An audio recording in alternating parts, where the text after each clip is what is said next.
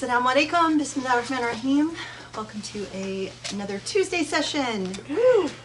I wanted to start with some really sweet news. Ramin shared with me a message back. We had been trying to get a hold of Huda, the high school student that the professor talked about in his khutbah last week, just to try and show some support. And Ramin was able to track her down through Instagram and send her a message and send her a copy of the khutbah.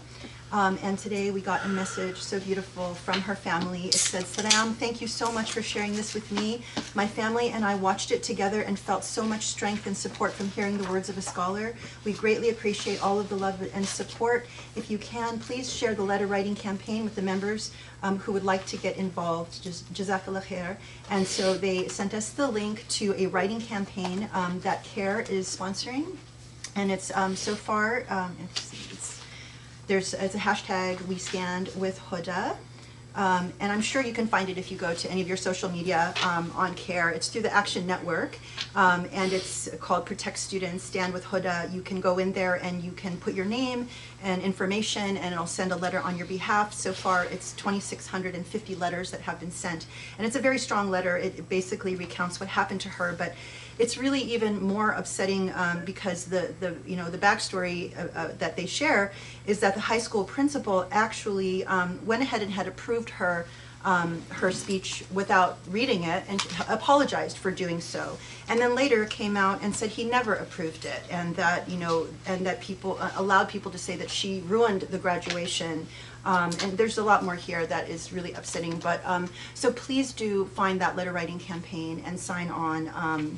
I think if you go to actionnetwork.org, or I'm sure if you go to CARE, the website, you can find it. So we can, hopefully stand in support. This is just outrageous. I mean, this would not obviously happen with any other faith tradition. So very frustrating. But on the on the good side of things, I think it makes you feel so good when you can stand up and make a difference, and support these families so that they know that people feel their pain. I was telling the professor that I'm sure this is one of these experiences that changes your life as a person, and to hear from a scholar, a scholar speaks so passionately about how you were absolutely right to stand for truth, and that someone should have warned you that it's going to be a difficult path, but that this is what we need our Muslim daughters to do. I'm sure that had a very powerful impact on her, and so I'm really happy that we were able to track her down. Thank you for doing that and all of that. So I thought I would just share kind of a few little stories. I mean, it's like some of these things are sort of stupid, but I try to share, I guess, the impact of the transformation of hearing khutbahs and halaqas and khutbahs, and trying to be a lot more self-reflective and aware of your impact in the world, because obviously in halaqas, we're learning about our accountability, and we're learning about how our actions have such profound, cumulative impacts on other people and other things, and the earth and animals and all of that. So interestingly, I thought I would just share one story this week.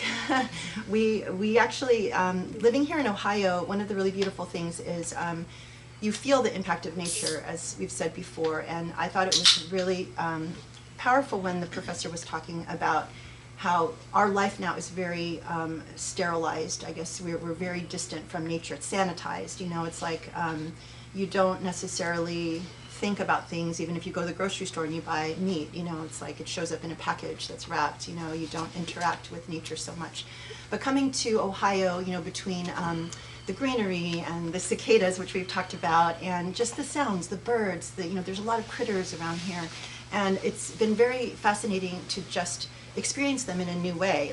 In California, we used to watch movies and we would hear these jungle tracks. I would think of them as oh, how interesting, they're trying to present nature, and so they brought in a jungle track. It's like a soundtrack. Well, actually here in Ohio, that is what we hear. We walk outside the front door, and it's loud and it's beautiful, and it reminds you of your connection to God.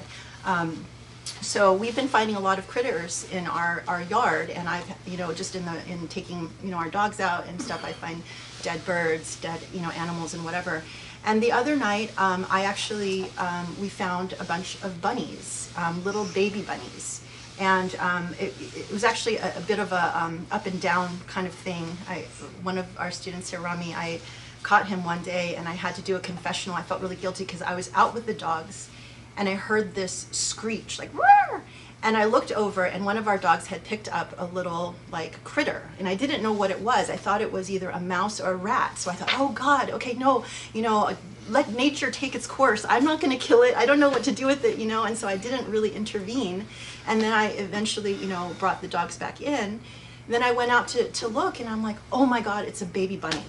And then of course I started having thoughts like, oh, this is like Bambi. This could have been my friend. Maybe I was supposed to save it. I started feeling really guilty, like, oh my gosh, I heard the scream and I didn't intervene.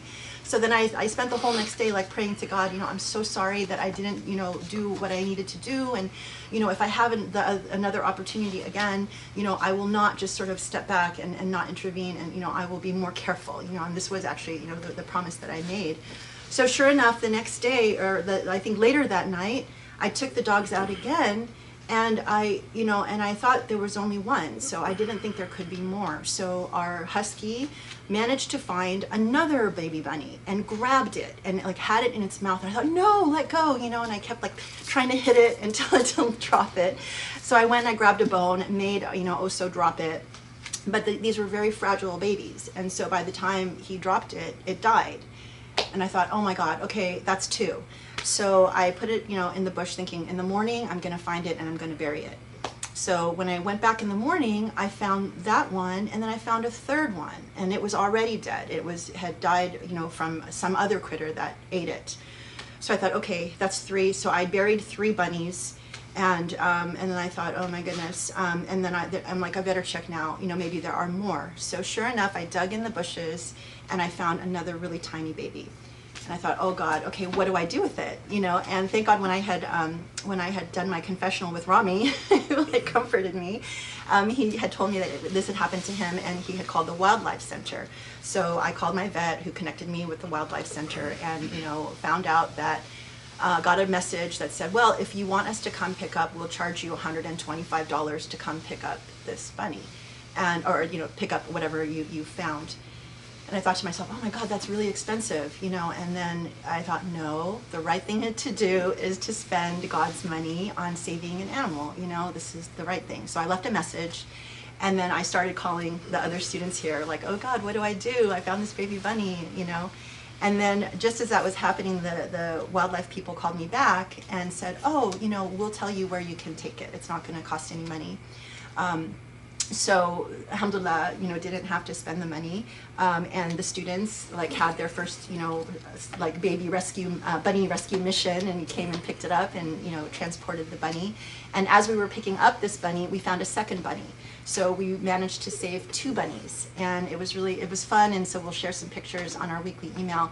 But I thought to myself, and then so Mara brought Henry in her bunny suit to. You have to come up and show Henry. Oh, he's not there? Okay. We'll share some pictures in the weekly email at the commercial break. Yes, Henry, our mascot, brought his bunny ears to wear in honor of our fallen bunny brothers and sisters. But it struck me that, this is not something that I think I would have done before in California. I might have just gone, ew, and oh my gosh, and just ignored it and not let it go. But between me not being able to kill bugs and now, like having bunnies and, getting tested too, because it's like I made a promise to God that if I had another opportunity that I would do it, be better the next time. So I felt like, okay, I have to keep my word and I'm going to do this.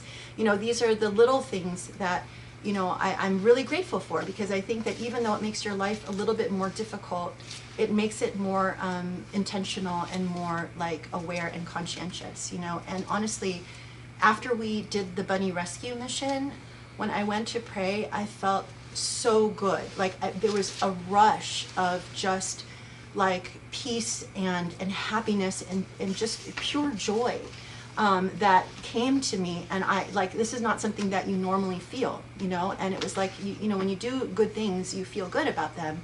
But it just felt different. And so I took that as a sign that, like, I don't know, it just made me very, very happy. And so that was its own reward, and so anyway, just to share like a little story, but, so for whatever that's worth. If you find any critters in your yard, you know, call the wildlife people.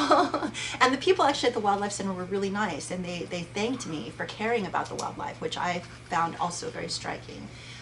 Because that to me, you know, I was thinking, well, of course, well, why wouldn't you? But as I thought about it more, no, I think the vast majority of people probably wouldn't take the time and wouldn't necessarily care. So, you know, and wildlife obviously is such an important part of our world, and especially now when we understand just how God creates every being that supplicates, you know, our Creator.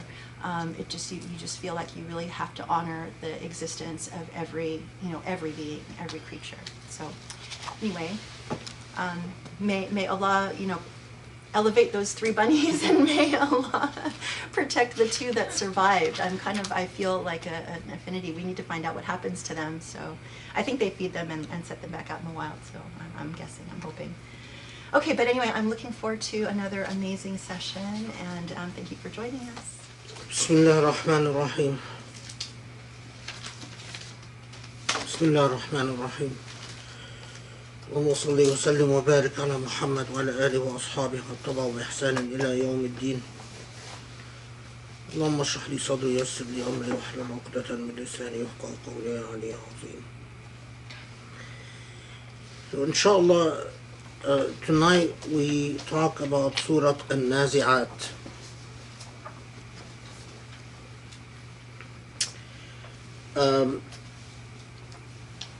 An-Nazi'at is another Meccan surah. Many reports say that it was revealed after Surah An-Naba. And this poses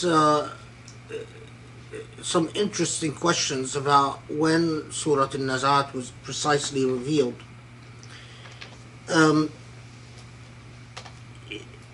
If it is indeed revealed after Surah An-Naba, as so many sources say, then in order of revelation in Nazi'at would be number 81, 82, something like that,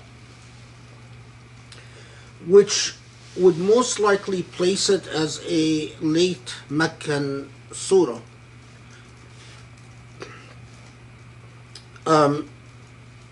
In Naba was reportedly revealed after Al-Ma'arij, which we have not talked about. But so if Al-Naba is revealed after Al-Ma'arij, Al-Ma'arij itself is a late Meccan surah, and Al-Ma'arij was revealed quite late in the Meccan period, well after the Isra wal Mi'raj, and shortly before the Hijrah to Medina. So if true, then in Nazi'at would be quite late in the Meccan period. But at the same time, there are you find in the traditions claims that in Nazi'at was the first time that the Quran cites the precedent of Musa alayhi salam. That the first mention of Moses as Nabiullah in addressing the Prophet ﷺ was in the Nazi'at. But if that is true, then Nazi'at would have to be an early Meccan surah and cannot be a late Meccan surah. And between these two camps, it's very difficult to place in Nazi'at. What we can say, we know that it is definitely a Meccan surah. Everyone agrees on that. But was it revealed early? Was it revealed late? is not clear. My own inclination, although I could be easily proven wrong, but my own inclination is in Nazi'at for many different reasons. Seems to me like an early Meccan surah. But I have no explanation for then the reports that say that it was revealed after Surah An-Naba. And even if we assume, as inshallah we'll get to when we talk about Surah An-Naba, that perhaps An-Naba wasn't revealed after Al-Ma'arij, because An-Naba has the same type of questions, then why are these class of surah that we are told were revealed late, we are told in the tradition were revealed in the late Meccan period, but at the same time there's evidence that they were in circulation even in the mid-Meccan period, that they were circulated, that people recited them, that Muslims and non-Muslims were both aware of the surah. And I'm, Allahu Alam, of course, because you have to keep in mind that a lot of the Islamic tradition is still in manuscript form. So a lot of our scholarly investigations rely on either what's published, or in my case, I have a fairly huge manuscript library, including the Quranic commentaries that are still in manuscript form. But what I, and as like most scholars in the world today, do not have access to the entire manuscript library. A lot of manuscripts are inaccessible and even not cataloged, and still held in private libraries or held in places like the Vatican, or held in Israel, or so on and so forth, which makes access to a lot of manuscripts difficult. So it's not, it might be that in the future scholars would be able to date surah that we have a difficult time dating more precisely.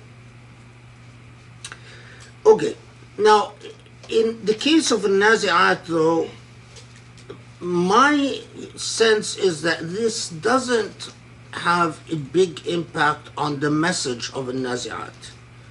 In some surah, as we've seen, it does make a difference whether they were revealed in early Meccan period or late Meccan period. Difference in terms of how we interpret the surah and how we go about methodologically figuring out the intention of the surah. But in the case of An-Nazi'at, I don't think that's the case. Allahu Alam always, but I Allah knows best, but I don't think that would be the case. And we'll find that in Nazi'at, what will occupy us and will engage us in Surah An-Nazi'at from the get-go are the first 5 verses, first 5 ayat in Surah An-Nazi'at. These first 5 is where so much of the discussion about what in Nazi'at, the tafsir of An-Nazi'at, the interpretation of An-Nazi'at.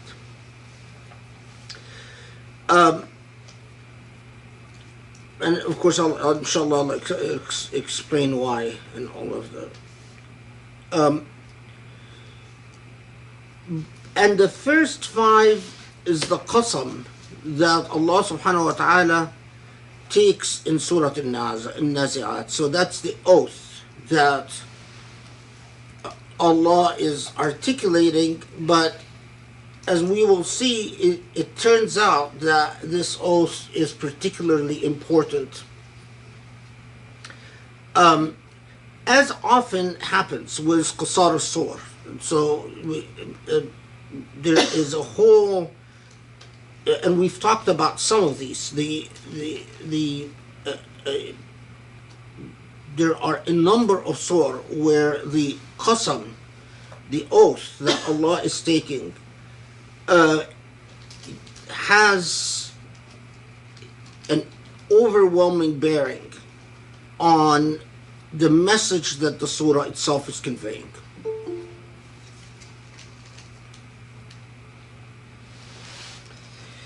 Okay.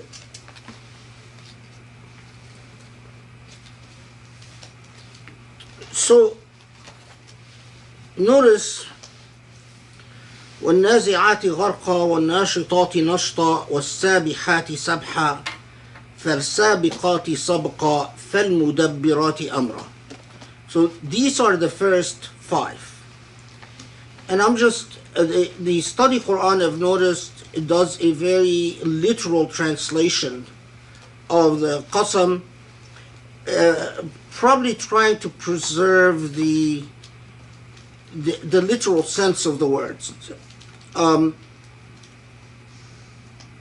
So the وَالنَّازِعَاتِ غَرْقًا, the study Quran says, and those that rest violently.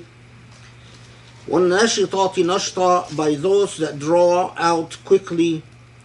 وَالسَّابِحَاتِ سَبْحًا, those that glide serenely. فَالسَّابِقَاتِ سَبْقًا, and those that race to the fore, outstripping. فَالْمُدَبِّرَاتِ أَمْرًا, and by those that govern affairs. So of course that begs the question right away, when Allah subhanahu wa ta'ala is saying by those that do this, by those that do that, by those that do this, what is the Quran referring to? What is Allah referring to? So, and I'll paraphrase again in a literal sense first. وَالنَّازِعَاتِ غَرْقًا,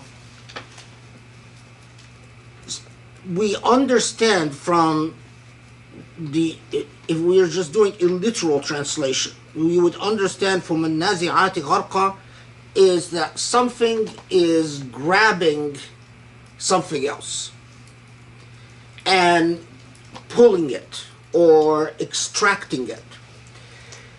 وَالنَّاشِطَاتِ نَشْطًا, something is drawing something out. وَالسَّابِحَاتِ سَبْحًا, something that glides, or especially sabihat, something that glides or that floats calmly or serenely or quietly. And as-sabiqati sabqa, something that outstrips, in the sense that something that is able to place ahead of something else. فَالْمُدَبِّرَاتِ أَمْرًا, something that manages something, or something that governs the affairs of something. So of course, right out, we have, the first question is, what is the Quran referring to? And the second question, which should be as pressing as the first question, is why does Allah subhanahu wa ta'ala use this terminology? Why refer to things by their functionality without naming them? When Allah wants to name something, Allah names it. When Allah wants to name stars, Allah names stars. When Allah wants to name angels, Allah names angels. When Allah wants to name wind, mountains, trees, whatever, it's named. So, but here, in this oath, in this qasam, Allah swears by the functionality, by the function performed, but doesn't name what is sworn by. And the question that begs itself right away is, well, why? So, with this surah, because there is a lot and there's always a challenge on how to present material with a minimum of confusion and repetition and so on, with this surah, it will be useful to take the first going through the traditional approaches and then the Sufi-esque approaches, and then I'll tell you my approach. So, with the traditional approaches, there is a considerable amount of disagreement as to what that oath is referring to.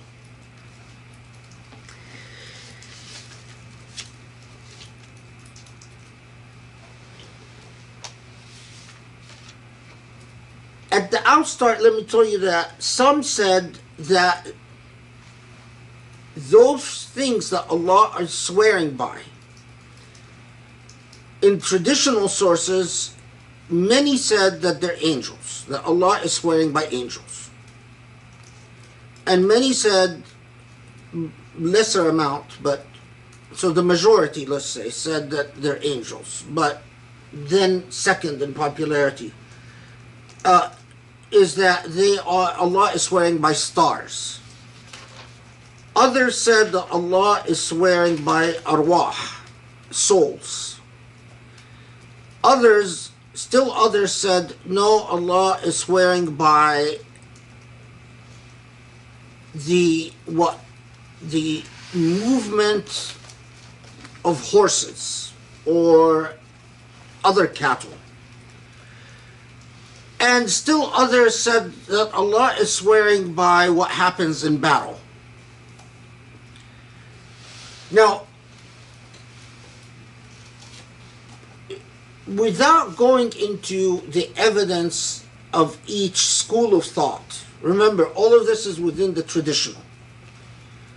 Why don't we go into the evidence of each school of thought? Because that then will take us a long time to go through those who say angels, why angels, those who say horses, why horses, those who say arwah or souls or spirits, why that is, and those who say battle. In other words, their claim that they got this from someone who was close to the Prophet ﷺ and heard some interpretation or another raises the type of questions that scholars spend years and years studying.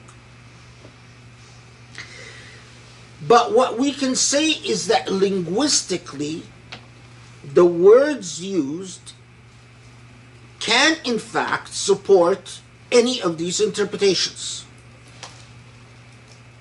And as we will see, I'll share with you a passage from Al-Razi, where Al-Razi basically says, yeah, the words can support any of these interpretations, and Al-Razi then proposes his own interpretation. But let's unpack the words a little bit more so we get a sense for what these words are saying. So, An-Nazi'at, as we said, Naza' al-shay' or yanza' al-shay', the word naza'a means to outstrip or to grab something. When you outstrip something from something, that's a naza'.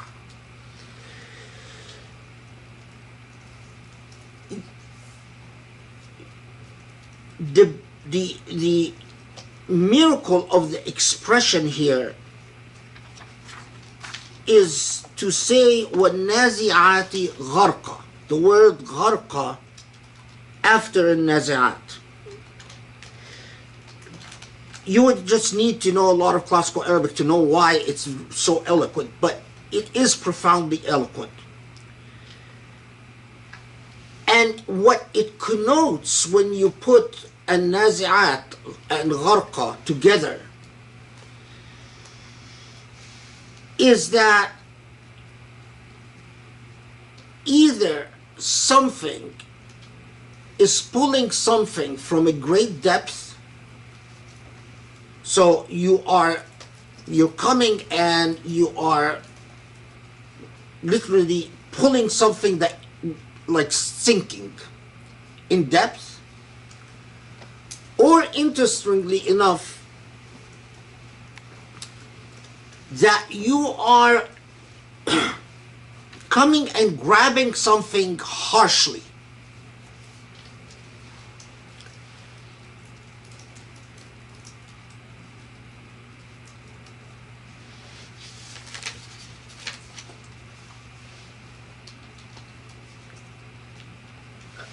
Al-ighraq means al-tawaghul. It means al-ighraq, like in Arabic when we talk about someone drowning, we say gharaqa or ghariq, means someone who's drowned. And the reason we say that is gharaq itself means at-tawaghul. At-tawaghul means to go deeply into something. So the reason we call someone who drowns a ghariq is that figuratively, is that they've gone deeply into the ocean. They've sunk into the ocean, right? So when we say an-nazi'at gharqa, is either you go to someone who is in a state of depth, like someone who's sunk somewhere, and then you pull them, or you pull someone harshly with the effect that there is a great amount of discomfort.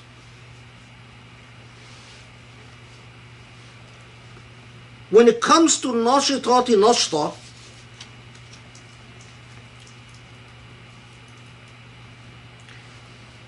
an-nashitat connotes something of great energy and movement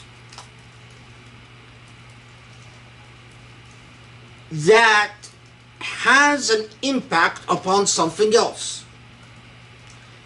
And when you say nashta, when you put these two words together,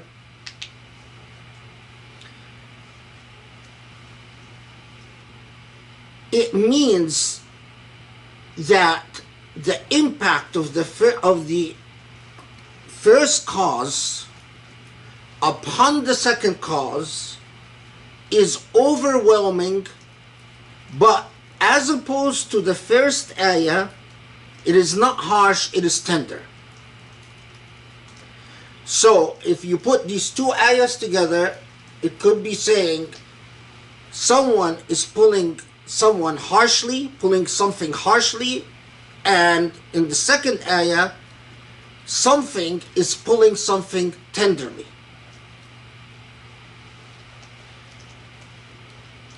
So in traditional tafsir, they said, well, this makes sense.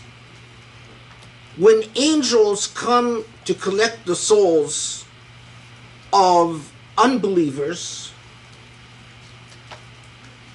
the way these souls are extracted is that these souls are extracted harshly, in a way that causes the unbeliever or the sinner or whoever is not saved great anxiety and great discomfort. And an-nashitati nashta would refer to the taking of the soul of believers or of pious people where the soul is taken gently and tenderly, where it doesn't cause discomfort.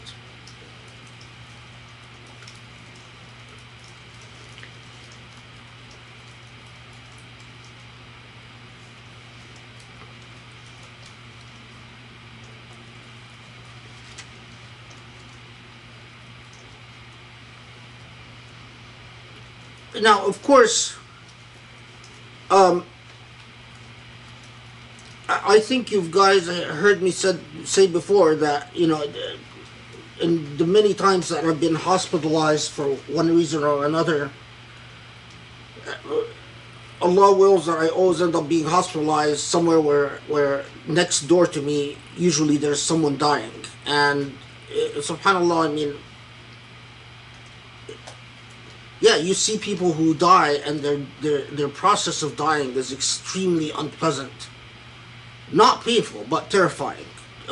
You could tell that the person who's dying is terrified. And then you see people who die very peacefully and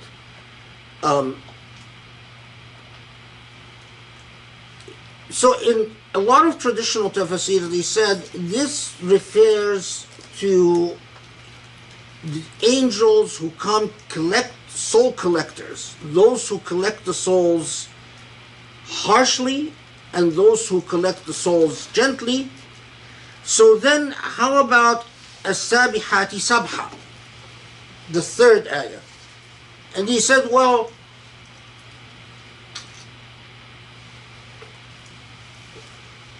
if this oath refers to angels, then it refers to the fact that angels travel from the dimensions of the divine to our dimensions with great ease and without difficulty. And again, the words would fit that type of narrative. And it's actually an eloquent way to refer to the movement with ease, like the angels move through the heavens, through dimensions, easily. But then, فَالسَّابِقَاتِ سَبْقًا, then what does that mean? And in traditional tafsir, those who said that this is referring to angels perhaps had the biggest challenge with this because of the language again, where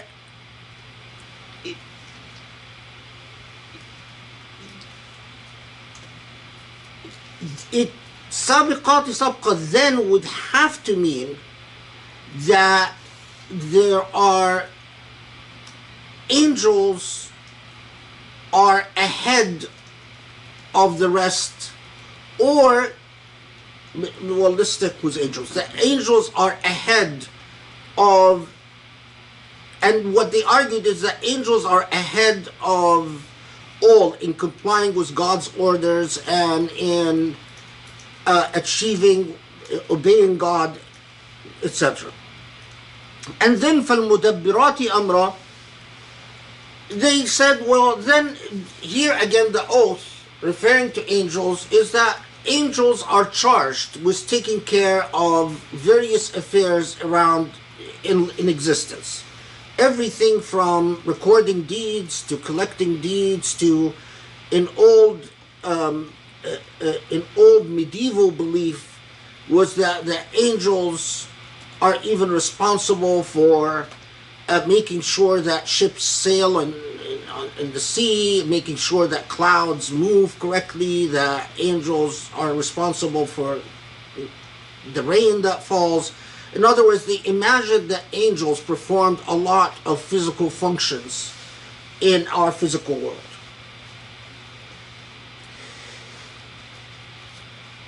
So all of this is within the realm of the traditional tafsir. Now, those who said that they're stars, or said that they are souls, or said that they are, refers to warfare, again, use the words, but interpret them upon the paradigm that they're utilizing. So, for instance, if you say that they are souls, so you are talking about, well, let's actually take something like stars first. You say, well, النازعات غرقا refers to the fact that some stars move at great depth, at great distances. وَالنَّاشِطَاتِ نَشْطًا, that there are shooting stars that move with ease from one place to another. وَالسَّابِحَاتِ سَبْحًا, they usually say that these are constellations and that God is swearing by constellations, which, as Razi says, is highly problematic. And sabiqati sabqa, that then you will find that they imagine that certain stars can actually race before other stars, things like that. Razi sort of sums up this matter, I think, in the most helpful way. Again, with all of this within the purview of the traditional approaches still, is that he says the fact of the matter is that these words are general and that they refer to functionalities. لم يخصص بذلك شيء دون شيء بل عم القسم الملائكة والموت والنجوم والبقر والوحوش. So that in fact these words can apply to a variety of things as long as they perform functions that these words can be used to describe. Then Razi says, in his view, there is no reason to say that they indeed apply to angels or to war or to horses or to stars, but he proposes that in fact that this qasam applies to al-arwah. Arwah are souls. So I'm going to just read the Arabic first and then I'll paraphrase it. فالنازعات غرقا هي الأرواح التي تنزع إلى اعتلاق العروة الوثقى أو المنزوعة عن محبة غير الله تعالى. والناشطات نشطة هي أنها بعد الرجوع عن الجسمانيات تأخذ في المجاهدة والتخلق بأخلاق الله سبحانه وتعالى بنشاط تام وقوة قوية. والسابحات سبحة ثم إنها بعد المجاهدة تسرح في أمر الملكوت فتقع في تلك البحار فتسبح فيها. فالسابقات سبق إشارة إلى تفاوت الأرواح في درجات سيرها إلى الله تعالى. فالمدبرات أمر إشارة إلى أن آخر مراتب البشرية متصلة بأول درجات الملكية. فلما انتهت الأرواح البشرية إلى أقصى غايتها وهي مرتبة السبق اتصلت بعالم الملائكة وهو المراد من قوله فالمدبرات أمرا. So what he's saying is that if we understand this oath in Surah Al-Nazi'at, that they are that they apply to souls, then he says the first area وَالنَّازِعَاتِ غَرْقًا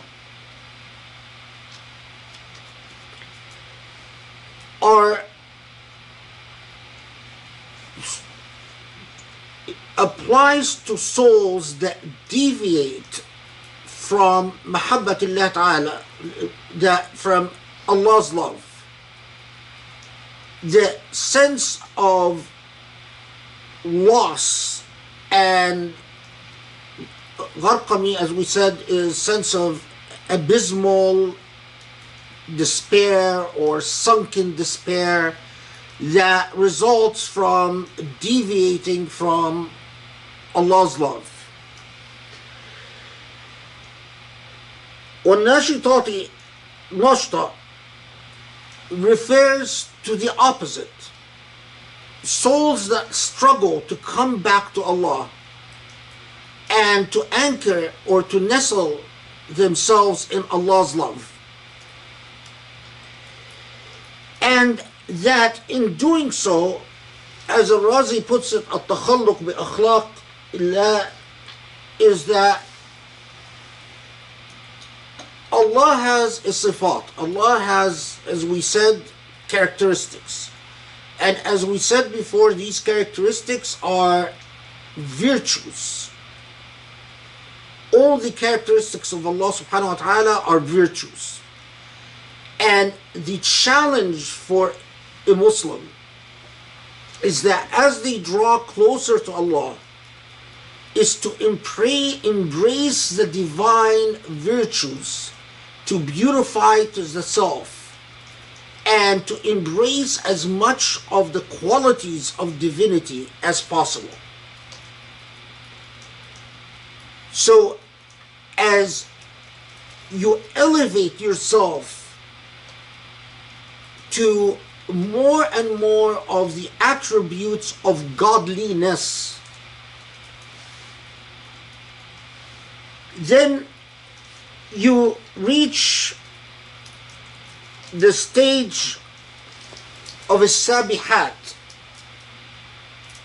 That is the ability to perceive the divide between mulk and malakut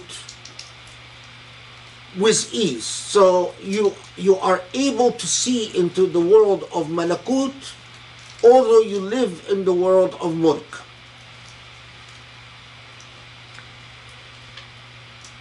And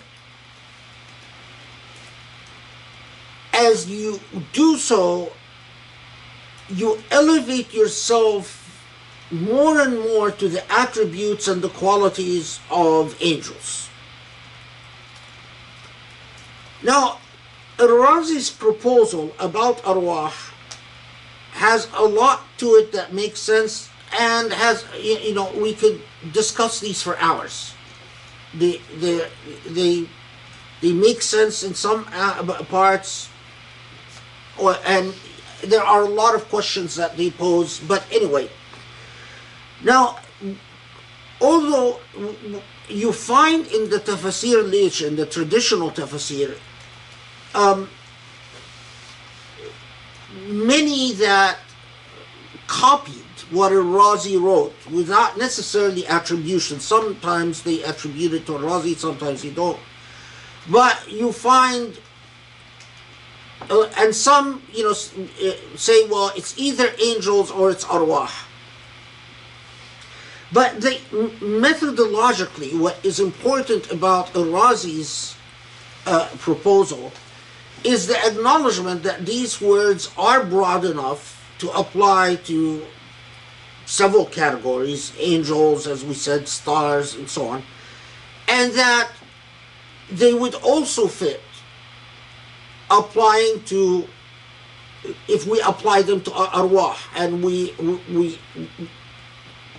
understand them as describing the struggles of ruh as it deviates from Allah and gets lost, or as it aspires towards Allah and draws closer.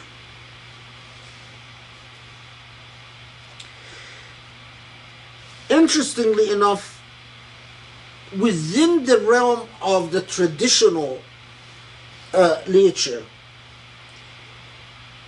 Ibn Qayyim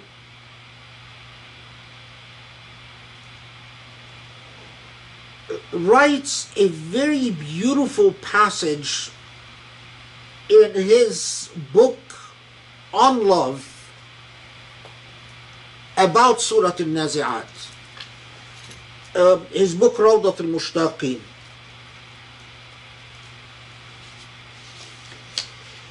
And Ibn Qayyim comes to this passage, and he seems to agree with Al-Razi that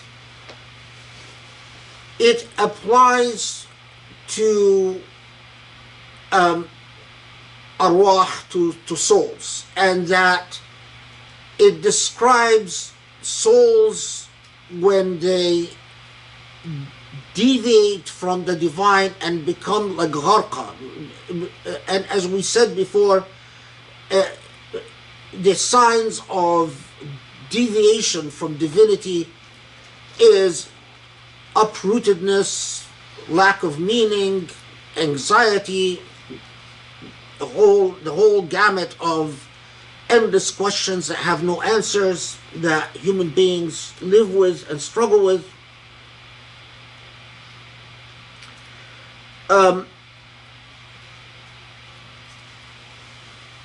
And the contrast to that, the drawing closer to Allah, and especially embracing the qualities of godliness within and internalizing them.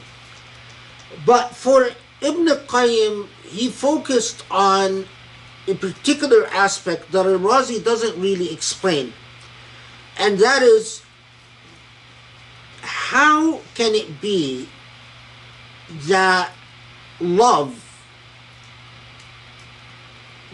Allah can elevate one to a status that you become al-mudabbirati amra, that you become like those who manage affairs. And for Razi says that you elevate to effectively transcending materiality. You become beyond materialism. But Ibn Qayyim seemed to want to work through this more methodically and carefully. And it's a very long passage, so I'm just going to read parts of it. And the reason I'm reading it is because of how interesting it is, intellectually interesting it is. So he says, I'm going to first read it in Arabic and then I'll paraphrase. إن العالم العلوي والسفلي إنما وجد بالمحبة ولأجلها، وأن حركات الأفلاك والشمس والقمر والنجوم وحركات الملائكة والحيوانات وحركات كل متحرك إنما وجدت بسبب الحب. جميع حركات العالم العلوي والسفلي تابعة للإرادة والمحبة، وبها تحرك العالم ولأجلها، فهي العلة الفاعلية والغائية، بل هي التي بها ولأجلها وجد العالم.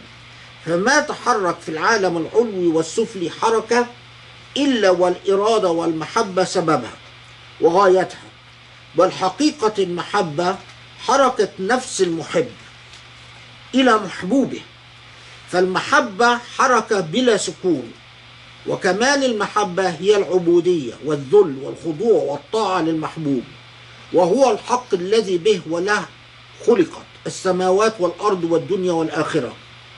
الله يحب أسماءه وصفاته ويحب ظهور آثارها في خلقه، فالله جميل يحب الجمال، عليم يحب العلماء، جواد بحب الأجواد، حي يحب الأحياء، وفي يحب أهل الوفاء، شكور يحب الشاكرين، صادق يحب الصادقين، محسن يحب المحسنين, and so on. So what he's saying is, and part of the reason I'm reading it, because in modern Islam we become alienated from this tradition and we think it's only Sufis who talk about love. But Ibn Qayyim was, as you know, a Hanbali and the student of Ibn Taymiyyah. But he says, we have to understand that the reason for everything in existence is love. Love is the reason that planets exist, stars exist, the sun exists, the moon exists. Not only that, but love is the reason that they move. And in the longer passage, he explains why love is the reason for movement. It says, indeed, the very existence of angels and the movement of angels is again based on love. And the existence of animals and the movement of animals is again based on love. كل متحرك إنما وجد بسبب الحب. So, how is that? He goes into a discussion about the nature of volition, the nature of irada. And he says, I didn't read this part of the quote, but he basically says that you have to understand that irada or volition, there is willful volition, there is compulsion, where volition is overcome, and there is an irada tabi'iyya, which means volition that doesn't have intentionality behind it, but is natural movement. And he says that the way Allah acts is through willful volition. Allah doesn't, there's no coercion upon Allah, and there is no natural volition or irada tabi'iyya where it is natural but not willful. It's all willful volition. And he deals in the longer discussion, which I didn't read this part, he talks about that Allah is always motivated by, in that willful volition, by love. And that love is what sustains existence and sustains life. And but for that love, nothing would exist. But the part that concerns us the most is that he says what Allah loves for all human beings is to reciprocate that love. And to reciprocate Allah's love means to love what Allah loves. So Allah loves beauty and wants for everything to be beautiful. Allah loves honesty and wants for everything to be honest. Allah loves loyalty and wants everything to, Allah loves gratitude and wants for everything to reflect that. Allah loves truth and Allah loves for everything to reflect that. So Ibn Qayyim says, building upon this whole arwah issue on the qasam, he's saying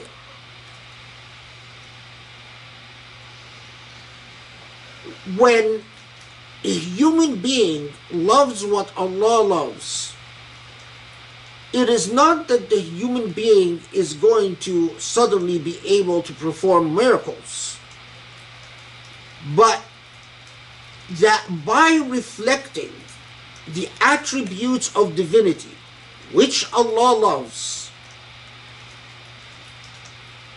that human being would have the power of appealing to divinity and being heard by divinity, and the power of affecting their physical environment through dua and prayer, sometimes to far greater extents than angels. So the whole philosophic discussion that Ibn Qayyim presents, and it is very long, is that it's saying that ultimately you can become so dear to Allah's heart, or figuratively obviously, that as the Prophet ﷺ, there are people who, if لو أقسم على الله لبره, that there are people who if they ask anything of Allah, Allah will give it to them because of their status. I tried of course, I mean, I tried I noticed there is a tafsir Ibn Qayyim that Rami downloaded for me from the net, and I noticed that that entire discussion about love was deleted by the editors, which is very interesting. It's very interesting again for modern Muslims, because I also looked at the modern tafsir to see if any of the modern tafsir seem to be aware or to engage, and not even tafsir al-Sha'rawi or Sabuni or even Alusi, who's from a couple of centuries ago, engaging. But anyway, I mean, it's something to reflect upon, the way that the modern Islam and pre-modern Islam. Okay, so all of this is within the realm of traditional approaches. Even Ibn Qayyim's discourse on love. And so from Ibn Qayyim's perspective, the oath that Allah is presenting in Surah Al-Zariyat it's as if Allah is saying, I swear by those who deviate away from me until they drown in their own misery, and I'm swearing by those who come close to me until they become as if until they develop an angelic nexus with me. That's Ibn Qayyim's perspective. And they become part of the mudabbirati amra, so that if they pray, I might not want to bless, or I might bless an entire country just for this one person. That Ibn Qayyim actually gives an example of that. He says that there are scholars where Allah just, or there are pious people that Allah did all types of things for the entire population just because of this person or that person, because they had become so powerful in their closeness to Allah subhanahu wa ta'ala. In the Sufi-esque tradition, this qasam is understood in ways that one would, I think, be justified if they said that Razi was sort of stealing a bit from the Sufi tradition when he said that it's a qasam of arwah. Because in the Sufi tradition, this I'll start with a quote, then I'll explain. أقسم بالنفوس المشتاقة التي غلب عليها النزع إلى جناب الحق غريقة في بحار الشوق والمحبة التي تنشط من مقر النفس وأسر الطبيعة، أي تخرج من قيود صفاتها وعلائق البدن، كقولهم شيء ناشط، أي خرج من بلد إلى بلد. So the Sufi-esque tradition starts out with Nazi'ati Gharqa and say it is not talking about a person as they deviate from the path of Allah, but it is talking about a person who is in their original condition needing or longing for Allah. It's like you are standing far away and you're longing. And saying that longing is inside all of us. And what we do with this longing is that we often feed it unhealthy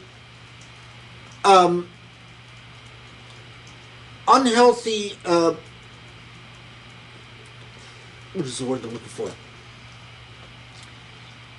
mustajabat. We give it unhealthy responses. So it's like feeding, you're hungry, so you feed yourself junk food.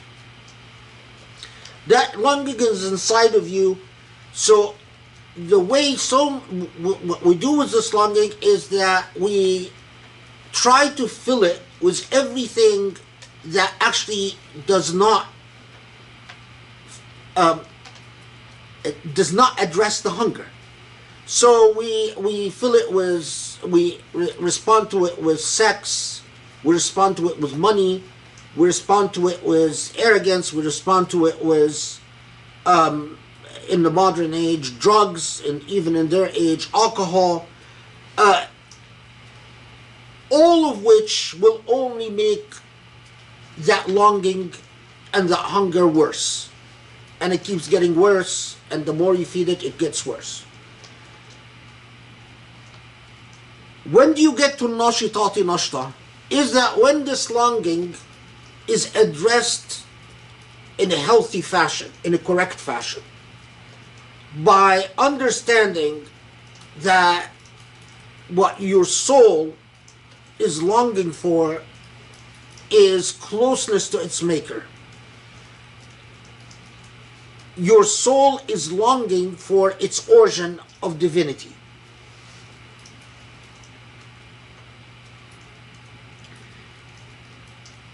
And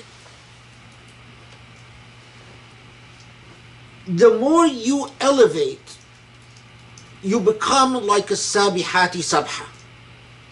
So the more you are able to understand that, then it's literally as if you are flying to the Lord. And as you do that, sabiqati sabqa is a reference to basically the who can come to the Lord first.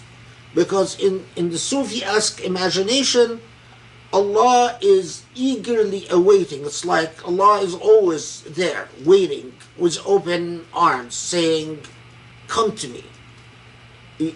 And in the Sufi-esque imagination, Allah is,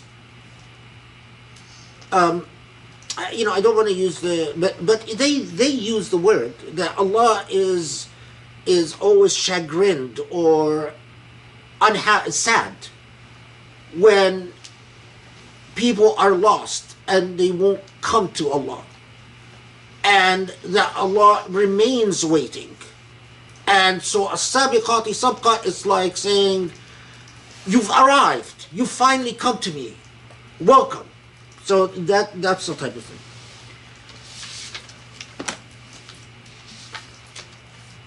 And in the Sufi-esque literature, the oaths, there's so much emphasis that the oath can only be understood as a description of this dynamic, and that Surah Al-Nazi'at itself, the name of Al-Nazi'at, which means wrestling something. What are you wrestling with? In the Sufi-esque literature, saying it refers to wrestling with yourself, to save yourself from yourself. So before I get into the third approach, I want to go into the surah first, because it would lack context if I just told you the third approach without understanding something about the structure of the surah itself. And it's a short surah, but still. Okay. So, Surah Al-Nazi'at, the first 5 ayat, as we said, is the oath. And we've talked about the traditional approach and the Sufi-esque approach. Then Surah Al-Nazi'at will briefly talk about those who have a difficult time believing, those who resist belief, and then it will move to talking about Musa alayhi salam, Moses specifically, and then it will go back and talk about creation, human creation vis-a-vis the rest of creation, and the ultimate result. So, after the oath,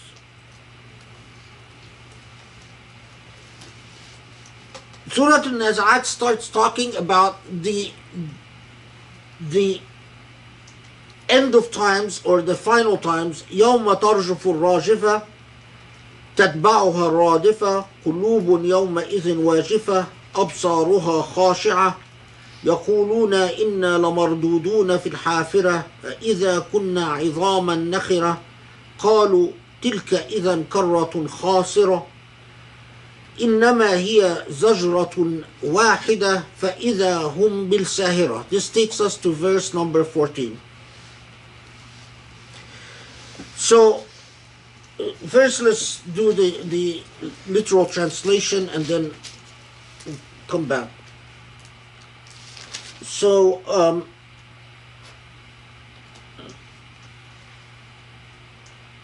on the day when the quake, the study Quran says, on the day when the quaker quakes and the successor follows upon it, hearts that day shall tremble, with eyes humbled.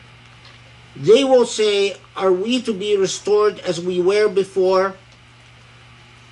What, when we have become decayed bones? Then say, this then would be a ruinous return. Yet it shall be but a single cry, then behold, they will be upon a wide expanse. So this is the transition before mentioning the story of Musa alayhi salam.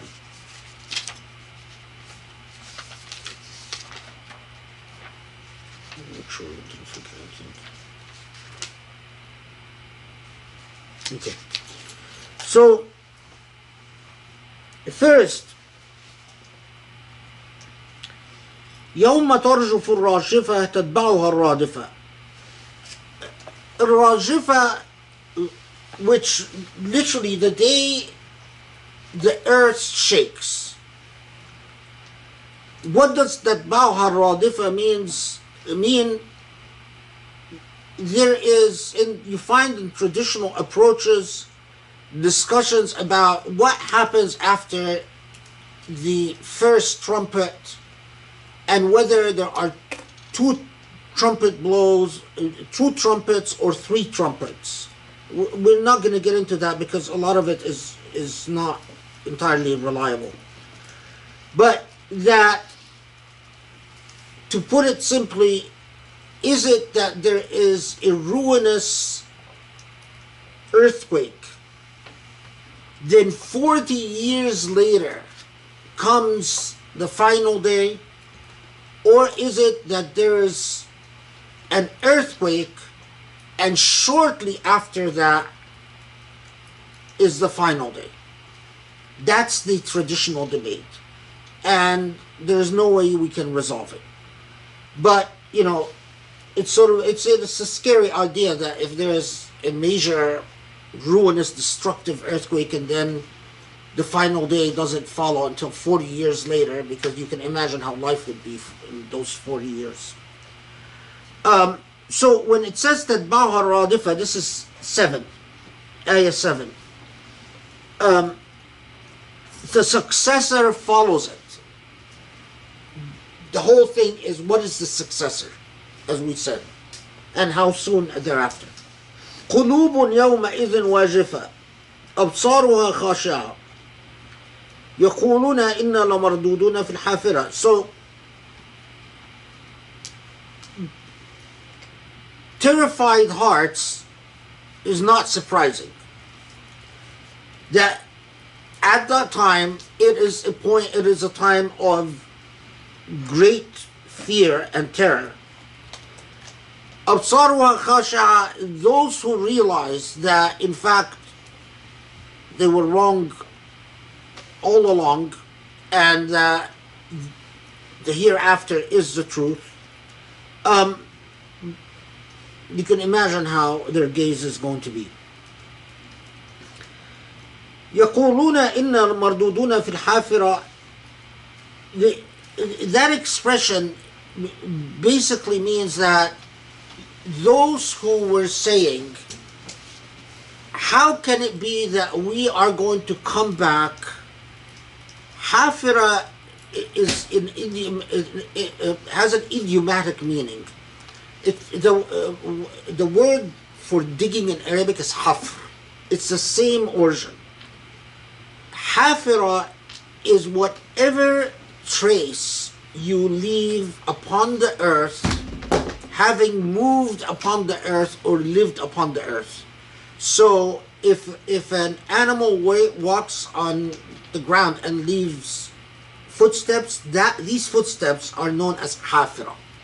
Or if you walk and any way you disturb the earth, or having lived on earth, let's say you dig a hole, that's a hafira. If you build a fire, that's a hafira. If you disturb the dust or the snow when walking, that's a hafira. So إِنَّا لَمَرْدُودُونَ فِي الْحَافِرَةِ, is it that we will be returned again to our previous life? Is that possible? أَإِذَا كُنَّا عِظَامًا نَخِرًا, after we have become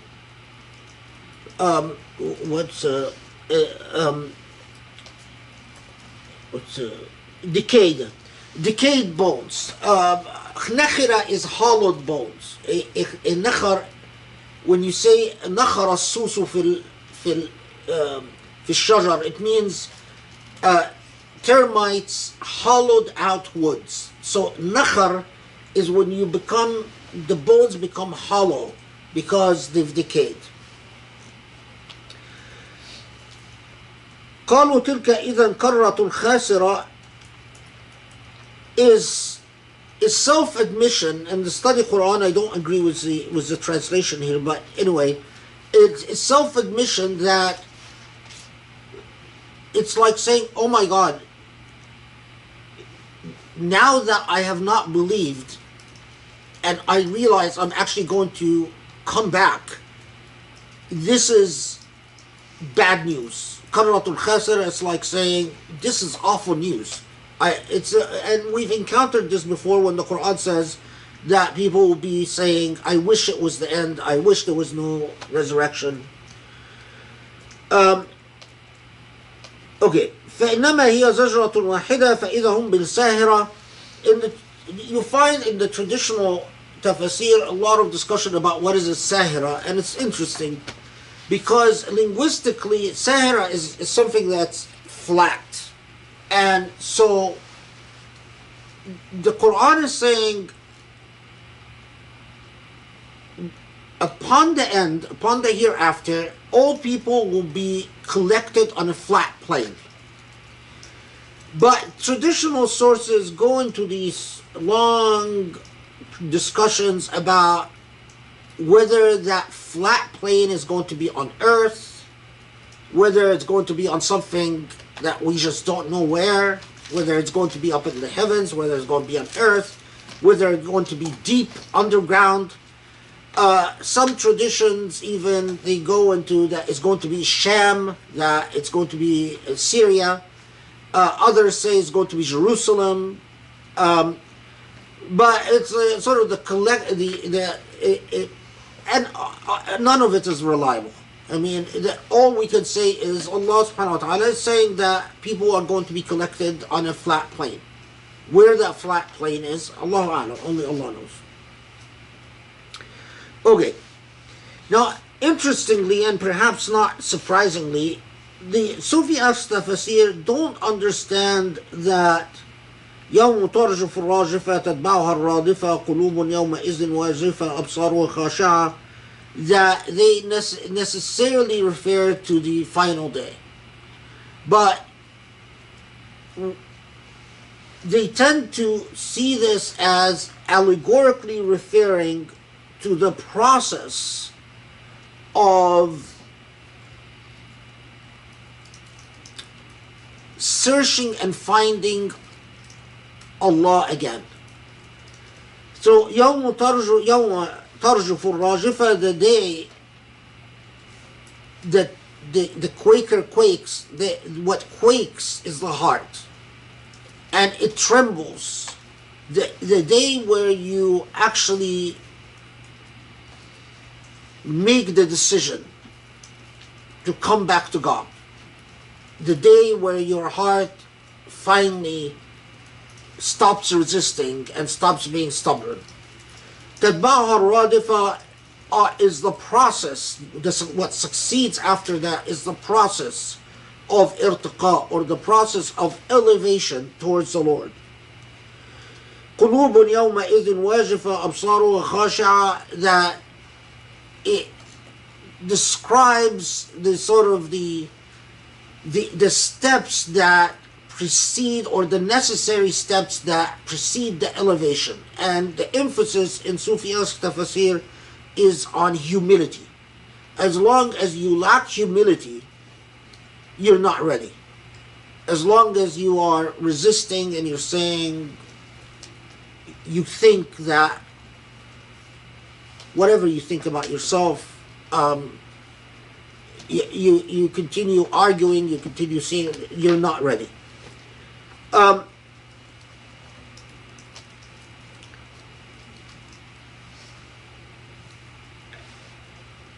So again, now we get to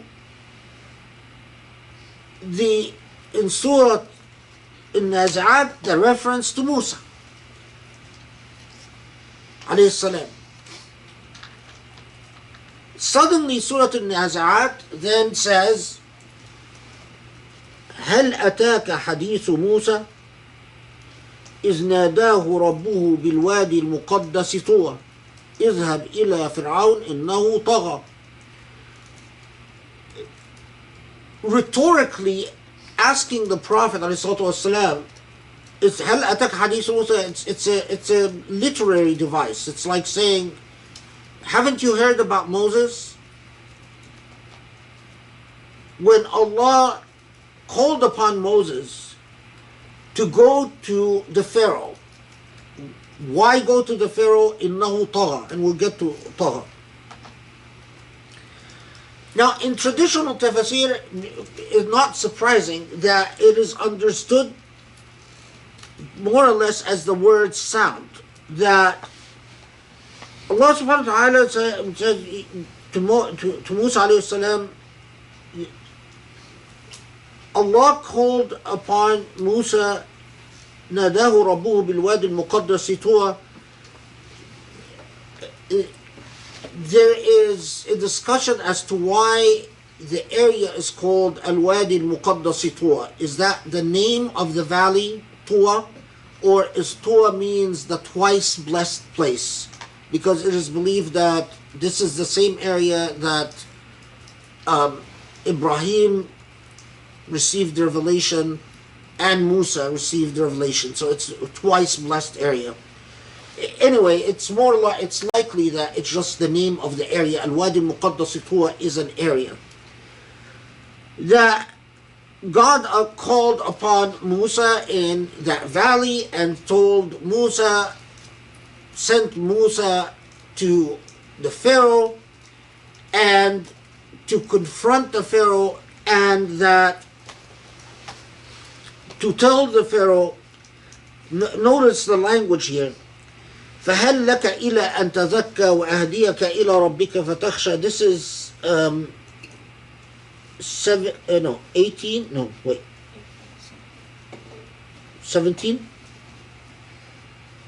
قل هل لك إلى أن تهلك. No, 18 and 19. So, translation: Go unto Pharaoh, فإنه طغى. Just let's come back to the word طغى. And say, هل لك إلى أن تزكى. It's like saying, you know, when you say someone, why don't you eat? Like, هل لك أن تأكل. So هل لك أن تزكى, it's like saying, do you want to be purified? وأهديك إلى ربك فتخشى. And so that I might guide you to God. Now, the traditional tafsir, they usually make note of that style and say that Allah subhanahu wa ta'ala told Musa alayhi salam, when you go to the Pharaoh, talk to him, قُلْ لَهُ قَوْلًا لَيِّنًا, talk to him gently. Don't confront him harshly. Some in the traditional tafsir take this as an indication. They usually go into some discussion about how when you want to counsel people in power, you must counsel them politely. But, you know, that's their opinion. Others, like Al-Razi, says something interesting. He doesn't necessarily see this as a matter of counseling people in power, but he says that this is a matter of dawah, of how you invite to Allah's religion generally, whether people in power or otherwise. So he says, ويدل على أن الذين يخاشنون الناس ويبالغون في التعصب كأنهم على ضد ما أمر الله به أنبياءه ورسله. That those who are harsh and those who are fanatic, extreme, ويبالغون في التعصب, meaning that those who make religion hard upon people are against what Allah commanded for Allah's prophets, and it's, you know, that of course is the more common. Again, it's noteworthy just because in modern Islam so many people seem to forget that and to invite, or when they teach Islam, they don't teach it gently and nicely, they teach it harshly. Okay, so let's go back to اذهب إلى فرعون إنه طغى. Go to the Pharaoh, because the Pharaoh, in the study Quran it says rebelled. The issue is, what does طغى means? And most traditional tafsir then say the following: طغى على الخالق بأن كفر به وطغى على الخلق بأن تكبر عليهم واستعبدهم. That it's not rebelled, but what the Pharaoh has done, he's become a rebel and an oppressor. طغى with the Creator by denying the Creator. The way that you are unjust with the Creator is that you deny the Creator. But the way that you commit طغيان with the created, with human beings, is to enslave them. واستعبدهم. Again, very important for modern Muslims, because modern Muslims often forget that if you live under someone who enslaves you, استعباد, that's طغيان.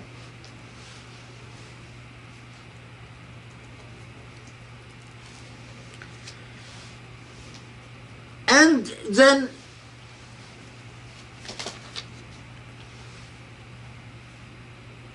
of course we know فأراه الآية الكبرى فكذب وعصى ثم أدبر يسعى فحشر فنادى فقال أنا ربكم الأعلى فأخذه الله نكال الآخرة والأولى.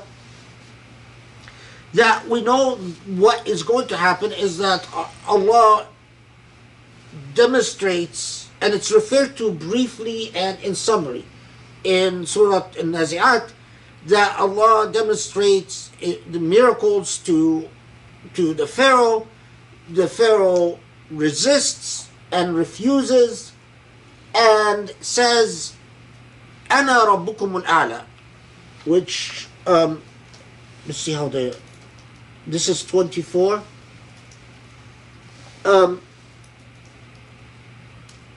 I am your Lord Most High. Interestingly, the traditional tafsir pause here and have a rather interesting discussion. Pharaoh must necessarily have known that he didn't create the sun and the moon and didn't create the stars and the earth. I mean, so how can he say, I am your God? Now, of course, we know historically that in old systems of beliefs, kings and royalty generally believed that they are endowed with elements of divinity. Rarely would a emperor, king, or whatever claim to be the sole God of the universe, but that they are endowed with divinity. But what is interesting about the traditional discussions about the Pharaoh is that they say the following, that the Pharaoh كان رجلا دهريا منكرا للصانع والحشر والنشر وكان يقول ليس للعالم إله حتى يكون له عليكم أمر ونهي بل المحسن إليكم أنا لا غيري والمربي لكم أنا. What this means is that Dahriya was the way that in the classical tradition you refer to atheists. Those who were what we call today existentialists, people who believe that we exist by coincidence and live and die by coincidence. They're what they used to call them Dahriya. That the Pharaoh believed that,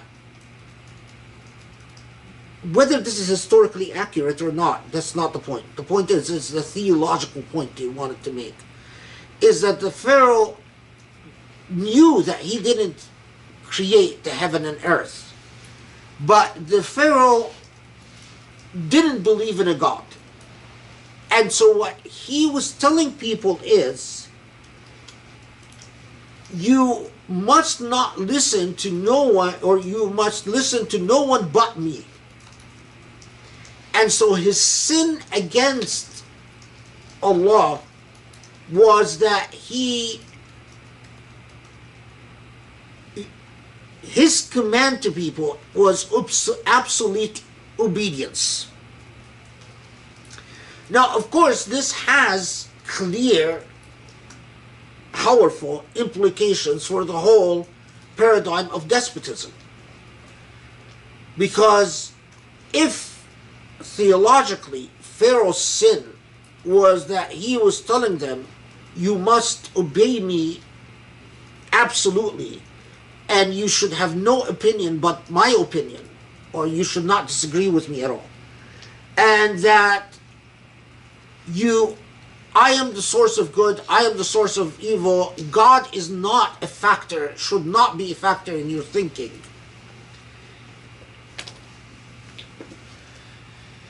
That makes despotism and absolutism a sin in itself.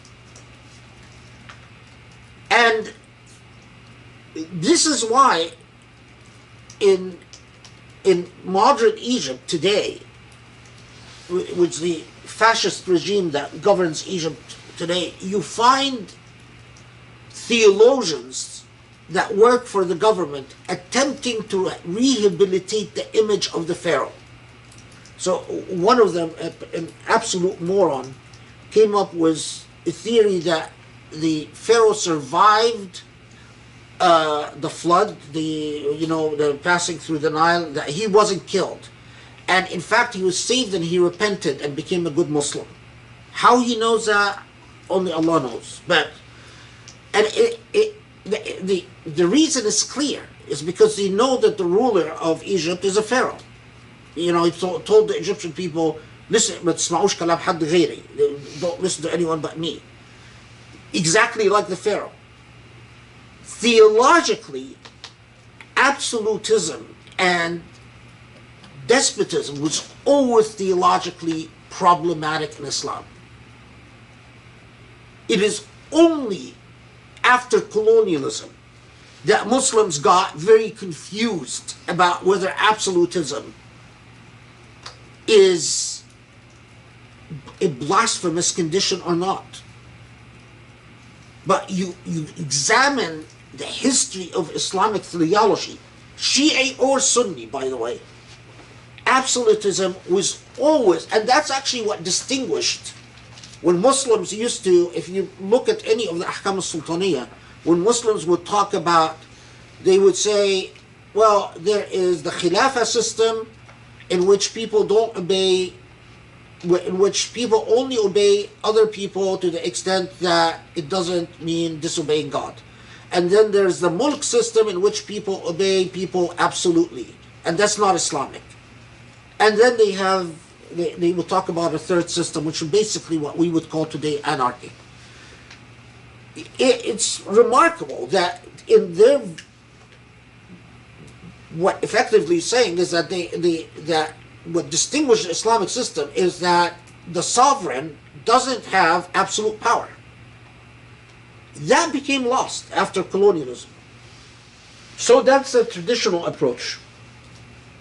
How does the Sufi-esque approach deal with this, with the shift into the story of Moses?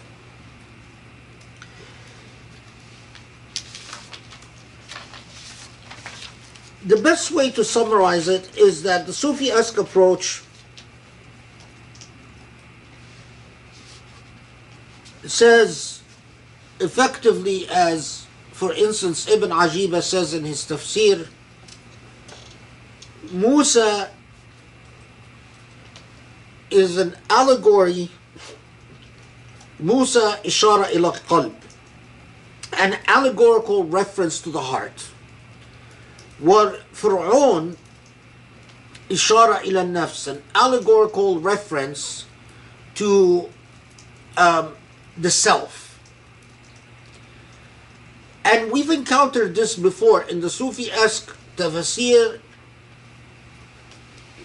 They always say, confront your Pharaoh. All of us have an inner Pharaoh. That Pharaoh is the self. That Pharaoh is pig-headed, selfish, greedy, egocentric, insensitive, all of that. And that Pharaoh wants immediate pleasure, immediate satisfaction, impatient, while Musa, like Al-Khidr, by the way, in Sufi literature, is allegorically always represents the Al-Qalb, which is in English usage would say the better self. The self that can be empathetic, that can be caring, that can be loving, that can be giving, that can be patient. And in the Sufi tradition say, Allah was saying to, when Allah says to Musa, go confront the Pharaoh, Allah is telling you, go confront your Pharaoh. Your Pharaoh always wants to worship itself, regardless of what trappings it uses. Tradition, custom, nationalism, whatever. But it is ultimately always about number one, and self-satisfaction. And Allah is consistently telling you, send your Moses to confront your Pharaoh. And the extent to which you elevate is the extent to which your Moses successfully confronts your Pharaoh. In Sufi poetry, you get some of the most beautiful, like Sha'r Junayd, for instance.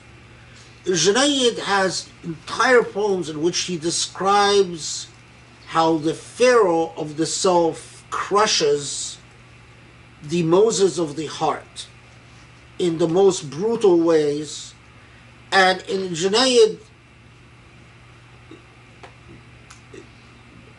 says that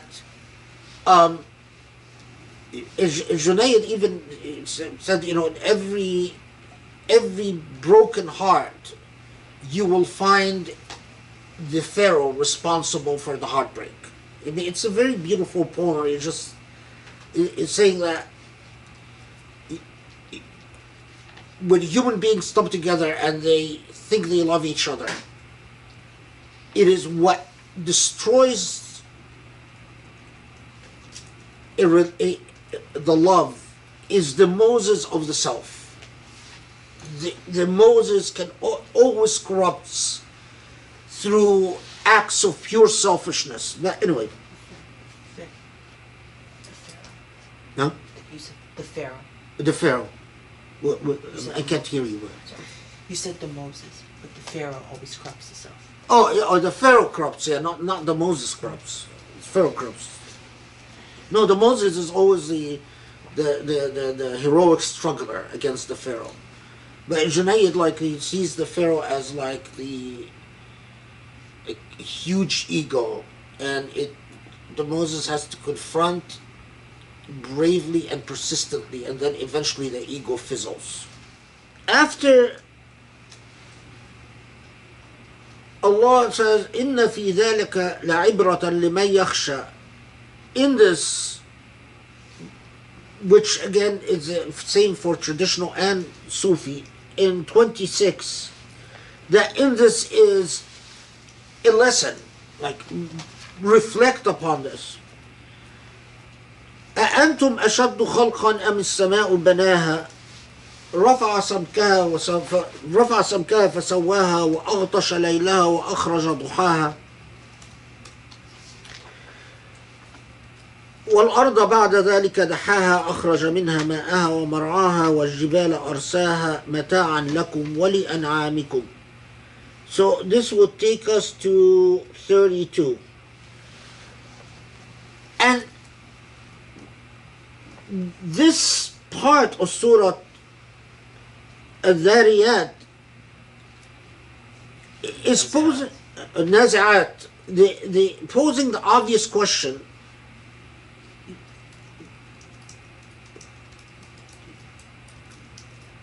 do you think it was your creation was more challenging to Allah than the creation of the heavens and earth and all that is in existence?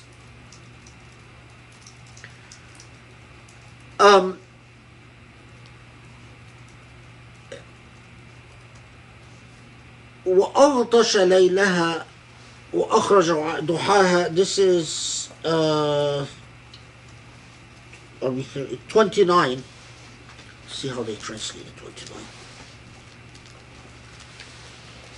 The study Quran says, God raised high its canopy and fashioned it, darkened its night and brought forth its day. The only thing I want to flag about this section, because your ancestors noticed it, is that if you read these verses carefully, you find that the surah or the section gives you sort of an order of creation. So first the heavens, then the earth, but life on earth, وَالْأَرْضَ بَعْدَ ذَلِكَ دَحَاهَا أَخْرَجَ مِنْهَا مَاءَهَا وَمَرْعَاهَا, comes as a final step, which of course centuries later is very consistent with what we know scientifically, that Earth formed and then atmosphere and water and so on. This is very contrary to medieval systems of belief. Medieval systems of belief was that the Earth was created first, and then the heavens and stars were created to surround the Earth. So medieval scholars, Muslim scholars, struggled with this because it was consistent with the epistemological systems of their age. So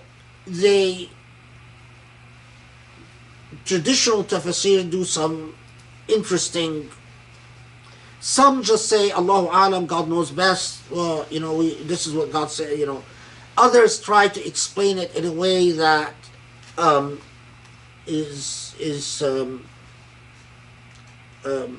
forced. But of course, in modern age, it's okay. The other thing is, notice again something that your ancestors noticed. أخرج منها ماءها ومرعاها. Water and vegetation, and elsewhere the Quran says we've made from water every living thing.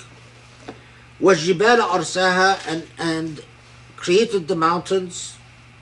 مَتَاعًا لَكُمْ وَلِأَنْعَامِكُمْ, that whatever is on earth is not just for you, but for you and all that lives with you. And this is, again, very consistent, which is very inconsistent with medieval systems of belief. Because medieval systems of belief didn't believe that other than human beings, there anyone entitled to anything.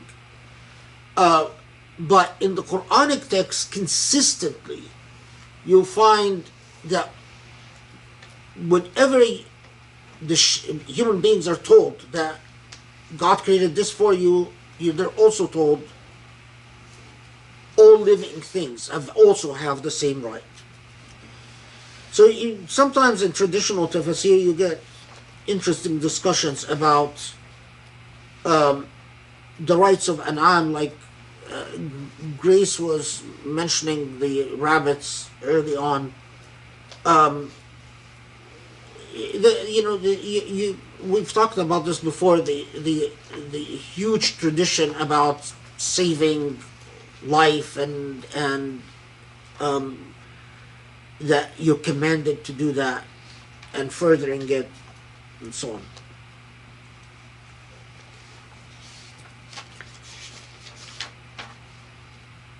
on. In Sufi-esque tafsir,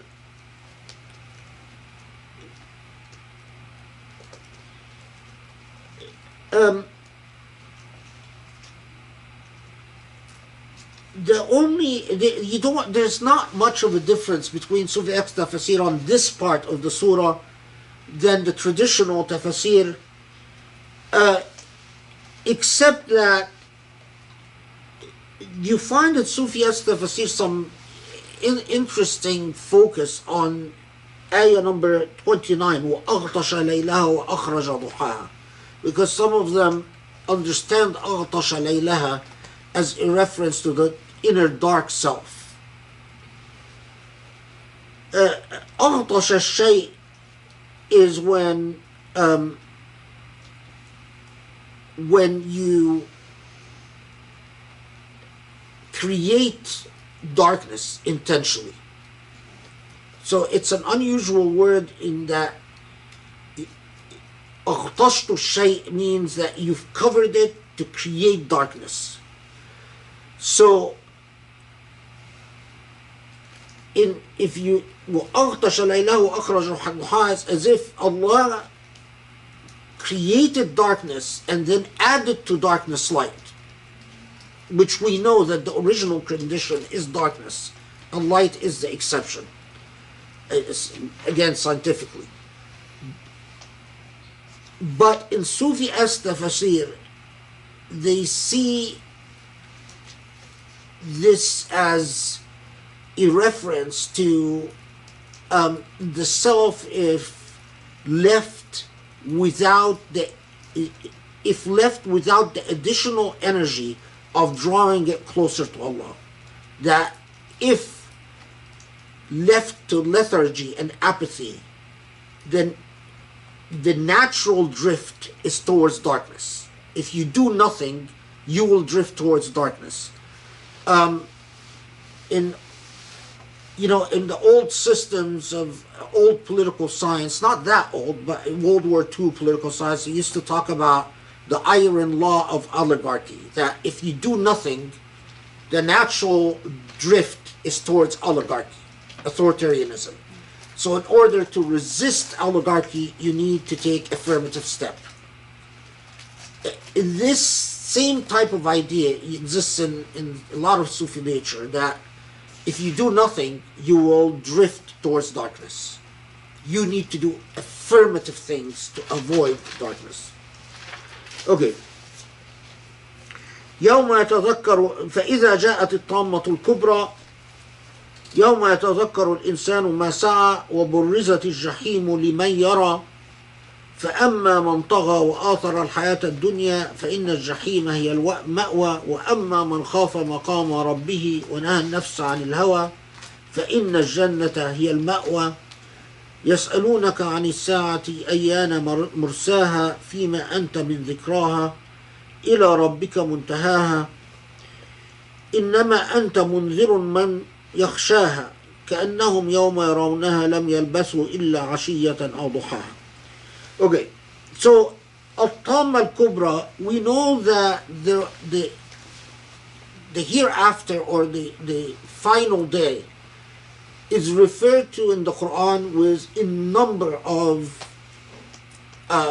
asma, a number of names.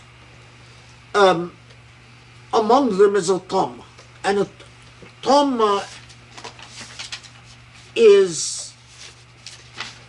any calamity that befalls one is what you would call a tamma. And when the Quran refers to a tamma al-kubra,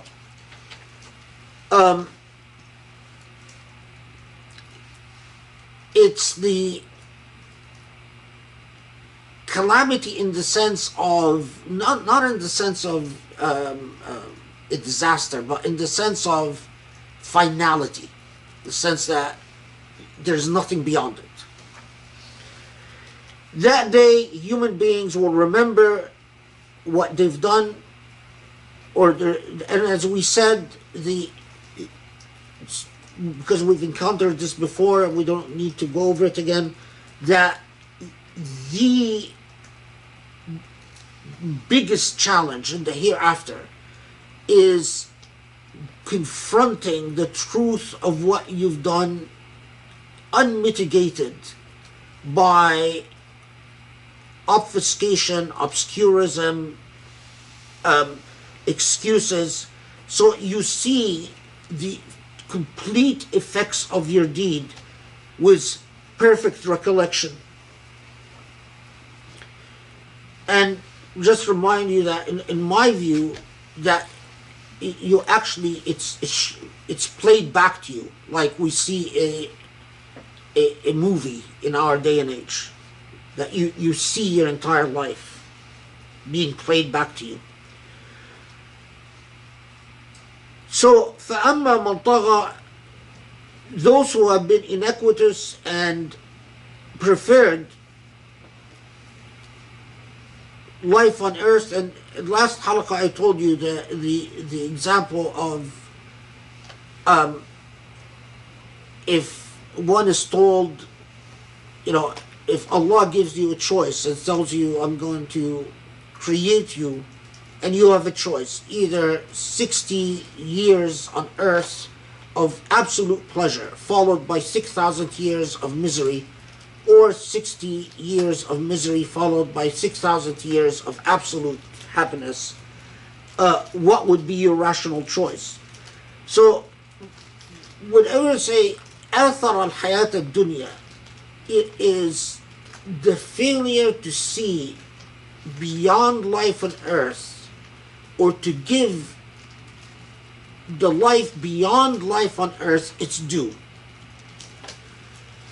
فإن الجحيم هي المأوى. Hell, الجحيم, hell in its various forms, is the result. وأما من خاف مقام ربه ونهى النفس عن الهوى. This is 40. How did the As for those who fear standing before their Lord and forbid the soul from caprice, we'll come to this back. We'll come back to this. فإن الجنة هي الماء ويسألونك. Okay. So those who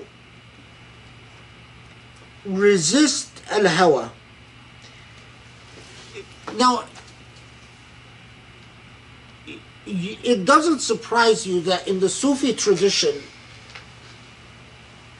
there are just numerous discourses about what is al-hawa, the ailments of al-hawa, which is whim, and how hawa contrasts to mahabbat, to love, and hawa also contrasts to al-aql, to reason.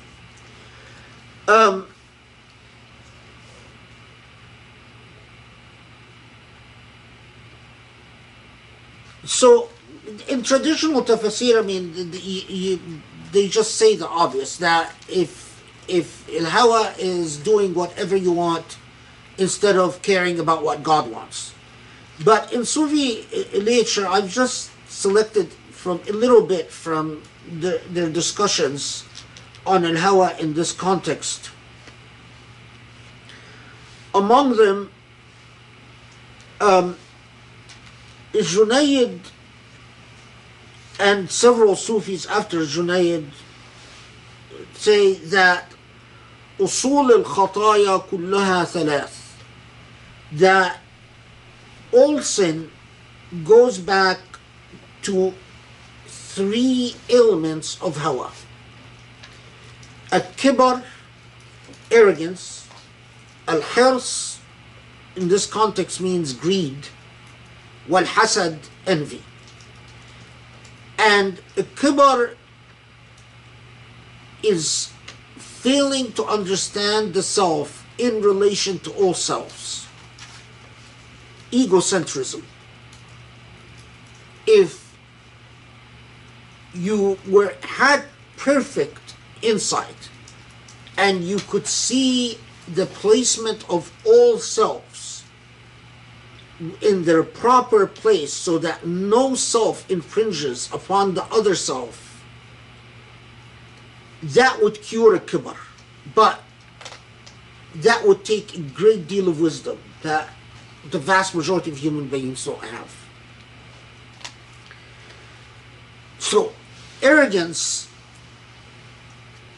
is a product of egocentrism, that you only see, and the perception of the world is, although theoretically you know that the world existed before you and the world will continue probably to exist after you, the way you experience the world and the way you live through the world is as if it began with you and it will end with you. Al-hirs,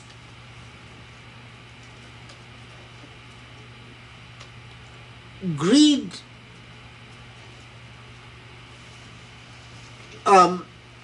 in this context, it is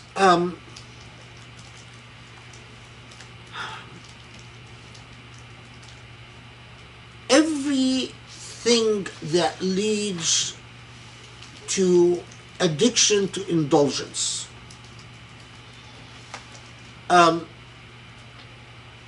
The satisfaction of indulgence, although rationally you know it doesn't last, rationally you know that whatever you do affects, resonates throughout the world, throughout, as in philosophy they say, no one can throw a pebble without changing the course of history. It's the same idea that although perfect reason would lead us to that knowledge, but al-hirs, or greed in this context, makes you think of what I want.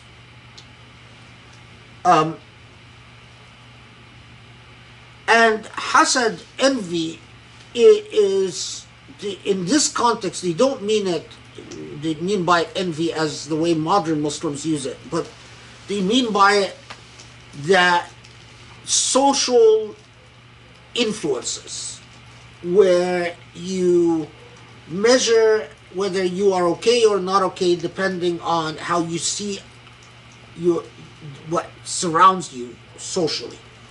So if everyone, has certain type of goods, then you start thinking, I'm lacking. That what we often think of what we need in terms of what everyone else has.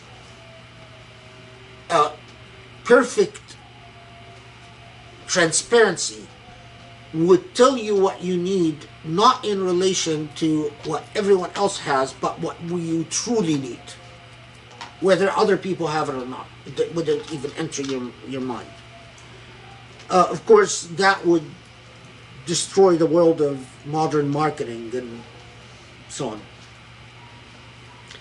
The other thing I'll share with you from the Sufi-esque tradition is a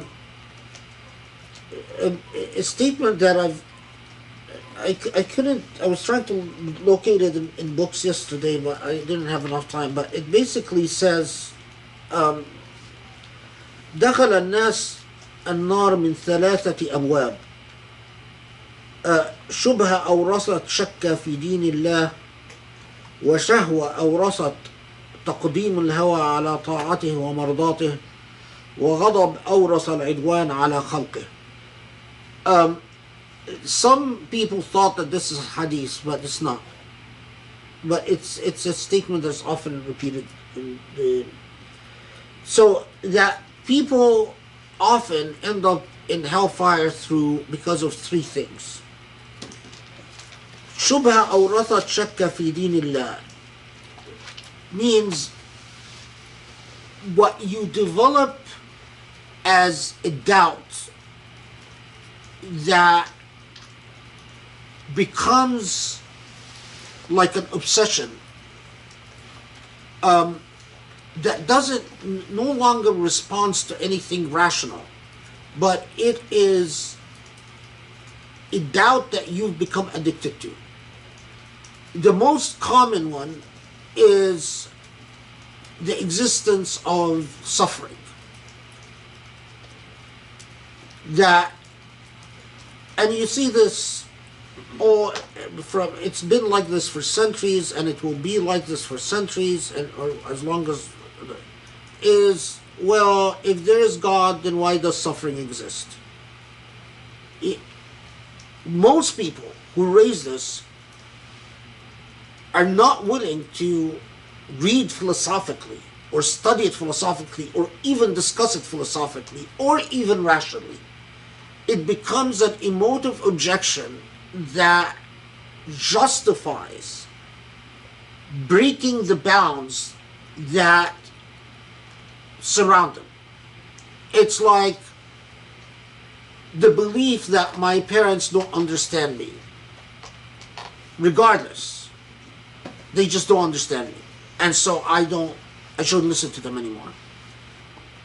Sometimes, in rare circumstances, it could be actually so valid that they don't understand you that it justifies rebellion, but that's rare. The vast majority of people who use a shubha like that, like, well, why do children suffer?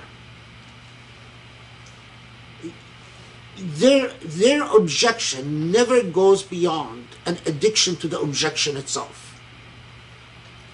Because if you actually read in the philosophy of suffering, it's a long study. Or even the mathematics of suffering, which is very interesting. Anyway, شهوة أورثت تقديم الهوى على طاعته ومرضاته, or a commitment to a shahwa, a commitment to a desire. Now, all human beings have an underbelly, Achilles here, heel. All human beings have a shahwa. A shahwa differs from one person to another. So one person, their addiction could be pornography. Another person, their addiction is that they want to constantly fall in love. They always need to be in love with someone. And they get bored, and then they want to fall in love with someone else. Someone else, it could be food. Someone else, it could be degrees. Someone else, it could be books. No, books are not. No, books are never sin. Take that back, sorry. But there's always an Achilles here. And so much sin is justified in order to satisfy the Achilles heel. You know, you see this, someone who, you know, a Muslim that wants to drink alcohol, and suddenly they unravel the entire face just so they can drink alcohol. Or a Muslim that wants to sleep around, and suddenly they unravel the entire faith just so they can have sex with out of wedlock. Or I've even, you know, and there's some sinister forms of it. I remember, which in my book is a fahisha, is that a guy who was an imam who his whole thing is that he was constantly marrying and divorcing.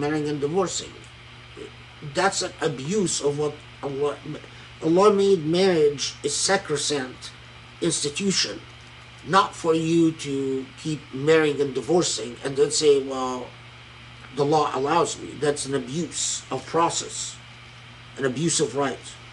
Okay, وغضب أورث العدوان على خلقه, and spite or vindictiveness or anger that makes you justify aggression or injustice against other human beings. This is when, which again, a lot of people that commit injustice against other people, they justify it by a narrative of, I'm a victim. Rarely do people say, yeah, I'm an aggressor and I'm proud of it. Most people turn themselves into a victim, and that's why I do the things that I do.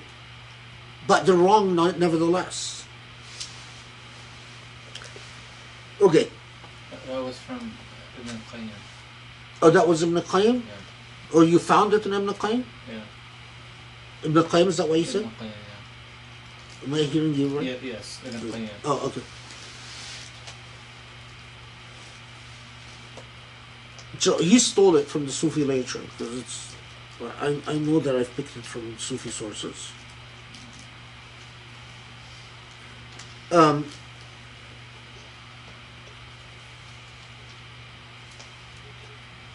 Okay, so then يسألونك عن الساعة أيان مرساها فيما أنت من ذكراها إلى ربك منتهاها إنما أنت منذر من يخشاها كأنما يوم يرونها لم يلبثوا إلا عشية أو ضحاها. So this is from 42 to 46, which comes to the question of the hereafter, and typically in traditional tafsir they tell you is that the biggest, or that the Meccans would constantly challenge the Prophet ﷺ by saying, well, if it's true that there is a hereafter, then tell us when it is. And if it's true that you are a prophet, then tell us when is this going to happen. And that this is, traditional tafsir typically tell you, is that Allah basically instructs the Prophet ﷺ that this is outside of your field of authority. Talking about when the hereafter is. Those who have been very skeptical about the ahadith about the al-fitan, like Kitab Ibn Hamad or Kitab al-Fitan, are typically referred to, it's because of ayat like this. I'm one of those people that there are a lot of ahadith that tell you what's going to happen at the end of times. But in surah like this, according to a lot of traditional tafsir, the Prophet ﷺ was instructed not to talk about when the end of times is going to be, because that's not his purview.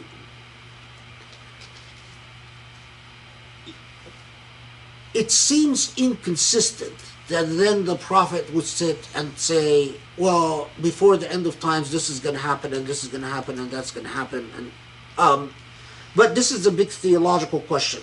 Sufi tafsirs don't say anything different about this point. I mean, they basically say that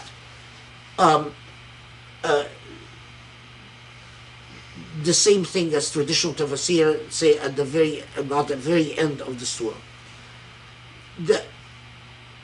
I've said nothing still about the third approach, which is my take. Before we continue, just a quick correction about Razi. Razi says that on Nazi'ati Gharqa, I misspoke, that Nazi'ati Gharqa is not the souls that drift away from Allah, but these are the Sufi orientation. But the Nazi'ati Gharqa for Razi are souls that actually drift towards Allah. الأرواح التي تنزع إلى اعتلاق العروة الوثقى أو المنزوعة عن محبة غير الله تعالى. So souls that he has a double negative, which is strange, but anyway, that gravitate towards God, and then the rest are sort of gradations of closeness to Allah subhanahu wa ta'ala. The other thing I forgot to note is also a discussion in Razi that's just interesting. When in the ayah إِنَّا لَمَرْدُودُونَ فِي الْحَافِرَةِ, which verse number 10, إِذَا كُنَّا عِظَامًا نَخِرَةً 11, Razi has an interesting discussion about, I mean, it's not as extensive as one finds in some other sources, but that if a human being, after a human being dies and disintegrates, and that some of his interlocutors at his time objected that if resurrection was true, then the human being that is resurrected is different than the human being who died. So it's the question of what is a human being, and if the body disintegrates or decays, and then you bring back the same body, or a body that looks the same, in what way is it the same person? And of course, you know, Razi has a discussion about that, which is interesting. I mean, he doesn't say anything that surprising, but it's interesting that he doesn't just dismiss it by saying, well, the soul is the same, so the body is just an external shall, as you would often find in Sufi literature, that would be their response. So Razi had a discussion sort of a bit more nuanced than that. Okay, so let's now get to the... So, if you notice, in both the traditional and the Sufi-esque approaches, they both are aware that the qasam, as we said, refers to functions, and the words used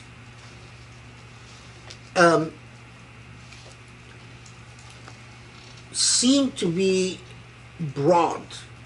They could apply to anything that fits the functions.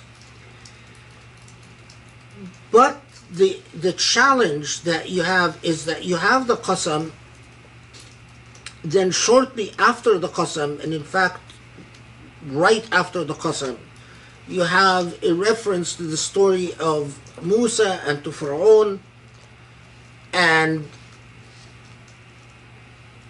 then beyond that we get to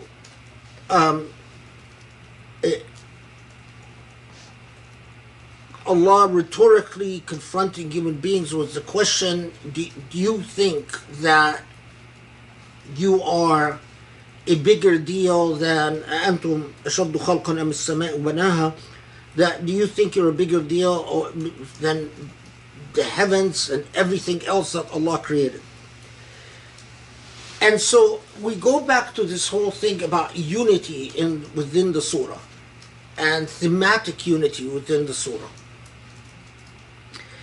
And is there a way that we can read the qasam that would be consistent with the thrust of the surah, and what other indicators of that? So let's step back and look again at the qasam. So وَالنَّازِعَاتِ غَرْقًا, the challenge with the word غَرْقًا, as we said, is that it could have a positive connotation, and in some situations it could have a negative connotation, it has a negative connotation. In some situations it could have a positive connotation, but it is what pulls something, and part of the challenge with the construction is that is it something that thrusts something into the deep, or is it something that pulls something out of the deep? So that's when nazi'ati gharqa. That's the first question. And then the second, nashitati nashta, is what gives power and effect to something else. Wasabihati sabha, it's like saying what causes things to move, to flow. What fasabiqati sabqa, what causes things to go ahead, to get ahead, move forward. Falmudabbirati amra, what then causes things to be managed, or what causes things to be. And mudabbirat amra could be literally like what can be managed correctly, what can be run correctly. This qasam, what if it is referring to human functionality? The same idea, Razi and the Sufis come close to it, but not in a way that connects it to the story of Musa alayhi salam. So, if it's referring to human functionalities, وَالنَّازِعَاتِ غَرْقًا وَالنَّاشِطَاتِ نَشْطًا وَالسَّابِحَاتِ سَبْحًا فَالسَّابِقَاتِ سَبْقًا فَالْمُدَبِّرَاتِ أَمْرًا, it's as if it is referring to stages or levels. So, وَالنَّازِعَاتِ غَرْقًا that which solves the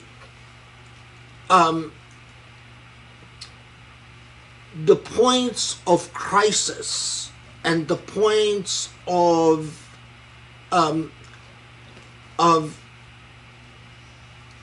difficulty, the points of abysmal decay, the sunken points of humanity. It's like saying what comes and lifts you up.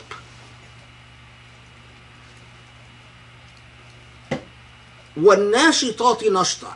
After lifting you up, what gives you the power to move forward? فَالسَّابِحَاتِ سَبْحًا. After what gives you the power to move forward, what allows you then to flow consistently and smoothly. فَالسَّابِقَاتِ سَبْقًا. What allows you then to move ahead. فَالْمُدَبِّرَاتِ أَمْرًا. What then allows for fair, good management. So, if you go back and you see, this is being addressed to the Prophet ﷺ and to people who have embraced Islam. And it is like a call to action. وَالنَّازِعَاتِ غَرْقًا. Pay attention to what needs to be done to lift those who need to be lifted.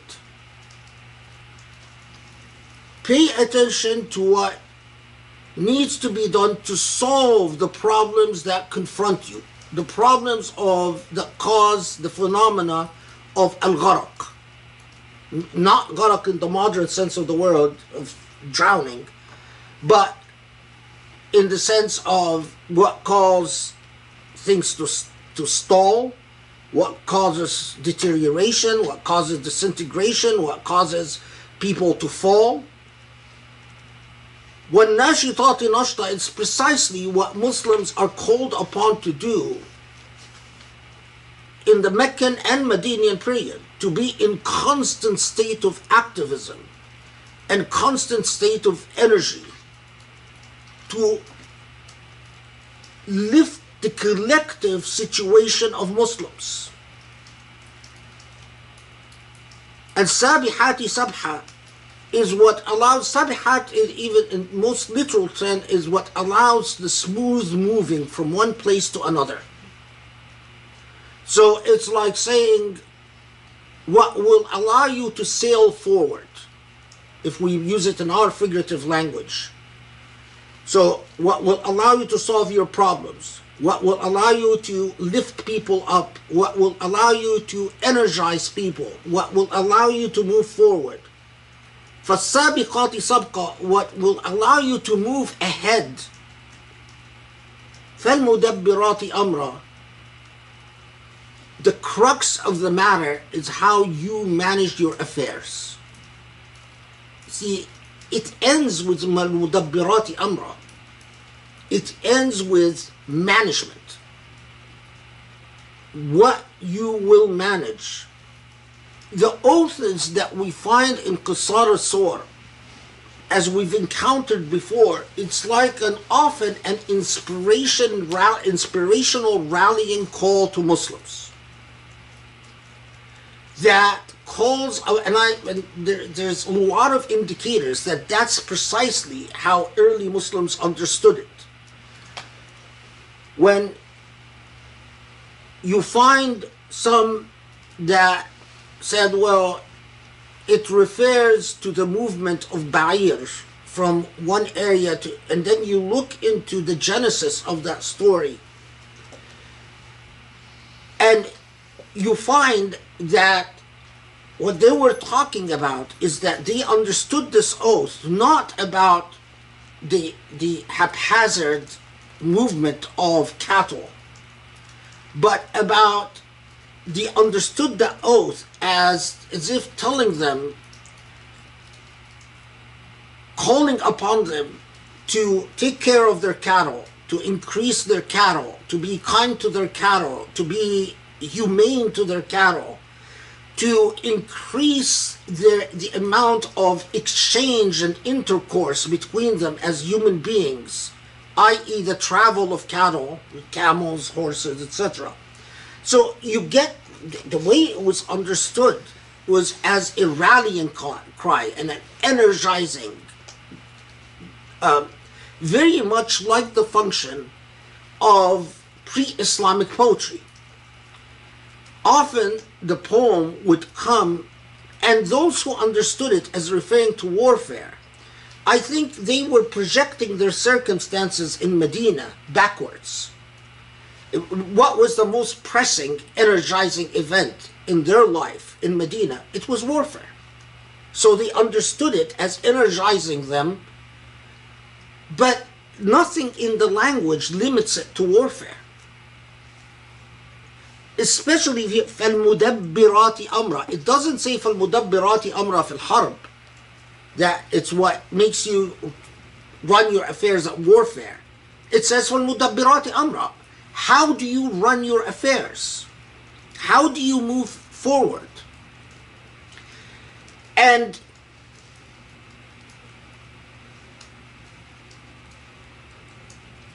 a quick reminder that it is always, whatever you are going to do, in order to move forward, in order to strive forward, the hereafter has to be front and center to your mind. And we've encountered this time and again. Never does the Quran tell us, do good on earth, without telling us, remember the hereafter. From the divine perspective, our life on this earth is temporary. It is but a prelude for what follows. So while calling upon us to solve our problems, to get ahead in our life on this earth, Allah constantly reminds us of the hereafter, that the real life is yet to come, not this one.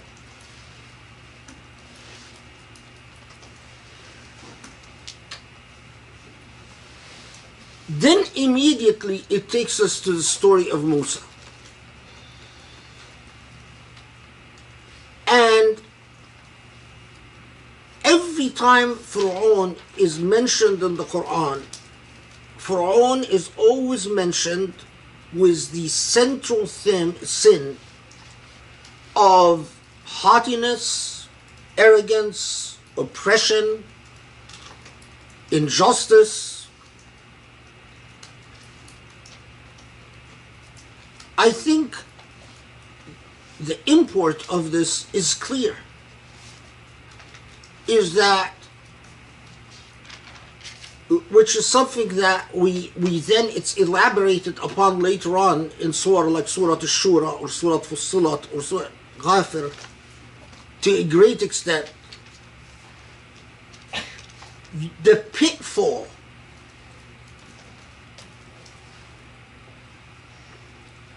is when your egos disrupt the processes that we saw in Surah Fussilat, when your egos prevent people from performing the function that they are competent to do.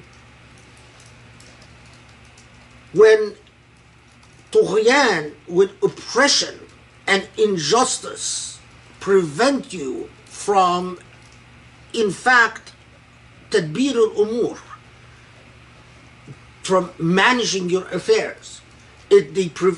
Injustice, as the Quran time and time again teaches us, that it is injustice, it is oppression, it is arrogance, it is when human beings worship other human beings effectively.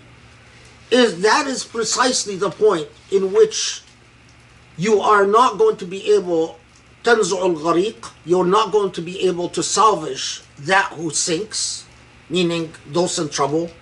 You're not going to be able to make a nashitat nashta. You're not going to be able a nashitat make the nashitat in a situation of nashat, or أن تنشط النشاط, or أن تنشط الناشط rather, or you are not going to be able to make your affairs flow properly, as in sabihati sabha, and you are not definitely going to be able to move ahead.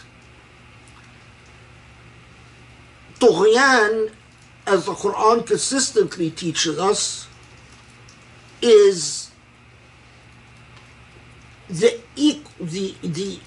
direct route to darkness and retardation. It's the way that you fall behind. So if in fact this is the first time that the Quran reminds the Prophet ﷺ of the story of Musa, I am not sure if this is the first time, but if in fact this is the first time, note how the story of Musa is said here. It is, the way it is portrayed is, it doesn't get into what the miracles are. It doesn't even get into the details of what God told Musa, other than go confront the Pharaoh. But it gets to the crux of the matter of a human being demanding absolute obedience and absolute accountability. The whole notion of what allows for ethics and morality and justice and beauty for the Quran to unfold is the concept of accountability. It is the fact that we are going to be held accountable. When a Pharaoh interferes in this process and says, you human beings are accountable to me rather than to God,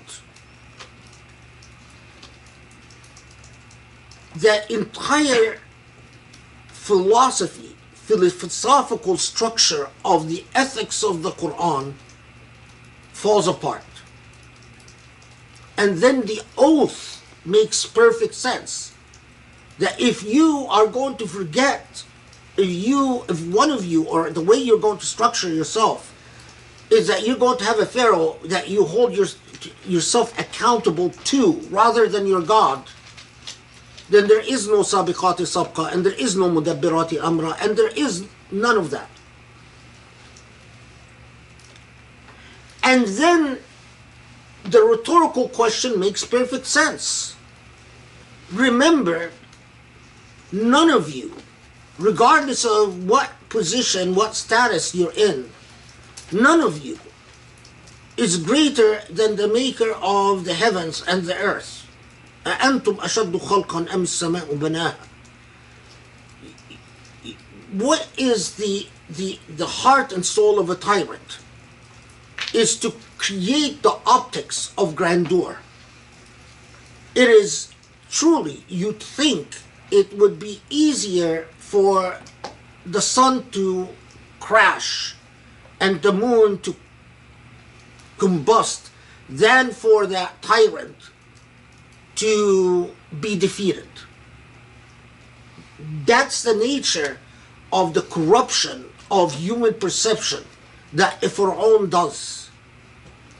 And so then it makes perfect sense for the Quran to present us with this rhetorical question. Understand things as we are. Surah Al-Rahman, for instance, reminds us of in detail. Understand things in their proper proportion. Never lose sight of who you truly answer to. You don't answer to your fellow human beings. You answer only to Allah subhanahu wa ta'ala.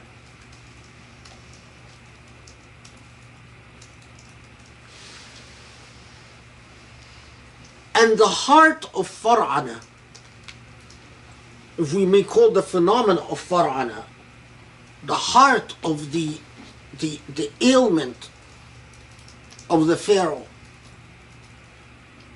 is al-hawa. What is it that makes a human being become so egocentric and narcissistic to become a megalomaniac. من نهى النفس عن الهوى. It's like saying, who manages to confront their hawa, so the megalomania and the narcissism and the egocentrism of the Fir'aun can be defeated.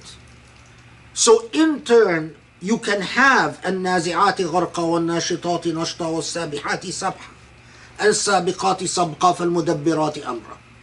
Because if the hawa is not defeated and you are inflicted with the diseases, the type of diseases that hawa breeds, the disease of the pharaoh, the megalomania, the narcissism, etc., then none of that is going to work.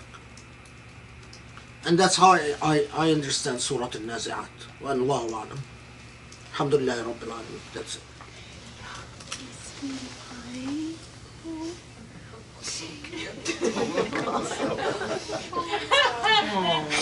It matches. Okay. We're just gonna sit for like 5 minutes like this, okay?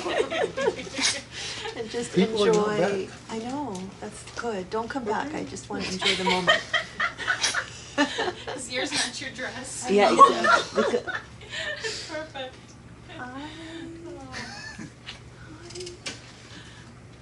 Okay, everybody, we're back. Come back. Where's everyone? If you type in the chat, we'll make it. That's Oh, all. it's okay. I'm sure they'll come back. We're gonna do a video Assalamualaikum. where Henry produced chicken. Did you see the bunny ears? He's trying to escape already. I know. Stay, You have to Henry. put your hands like, you know, you stand there. Just do it while you're holding. No, I'm just still enjoying it. Assalamualaikum, everybody. Are we back on YouTube? Okay, well, we got this camera. Assalamualaikum. Camera B. I know. And actually, you know, sometimes we get like not very nice messages on YouTube. It's like, how could you have a dog and, you know, this is haram? Like, don't you know that dogs are haram? You know, if you look at this face, how, you know, then don't watch our channel. You don't belong here. Anyway, just to say, Henry, this is a tribute to our bunny friends. If you're just joining us, I told a story at the beginning about how we saved some bunnies, but a few bunnies passed away. So Henry just stepped up to honor his friends. So let's see how long he'll sit with me during the Q&A. I think he likes the spotlight. Okay. Cheyenne, do you want to kick us off with questions? Actually, first, is the whole surah the dhikr? Okay. So, and thank you. I didn't say thank you. I was too obsessed with Henry. Thank you for an amazing, amazing surah. I mean, I think the thing that is just, it's so striking. I see why it feels like it's more of an early Meccan surah. And just the idea of having, you know, like God sending these energizing messages is very exciting also to us as we, you know, embark on this whole journey of reconsidering like the Quran and, you know, and the meanings of the chapters. Like, I just feel with every single surah that we learn, it's really, it's like learning it anew, but feeling it so deeply in like our experience in our time. And everyone needs that message of just, you know, get your affairs in order, move, you know, it's just very refreshing and exciting. So, alhamdulillah. But you know, I the way we understand Surah Al-Nazi'at, I would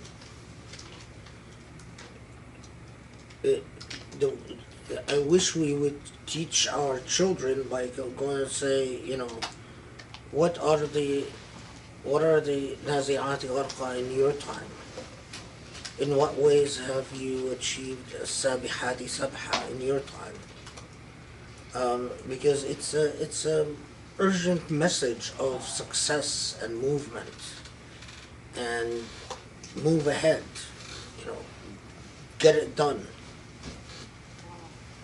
So just, sorry to ask, maybe for us non-Arabic speakers, can you just give us, like, when you say, like, it's hard for me personally sometimes when you're like saying the phrases because I don't understand exactly, like it's hard for me to follow. So if you say, if we tell our children sabiyat, whatever, or, you know, okay, what's so the translation? like, okay, but because I'm not an inspirational speaker.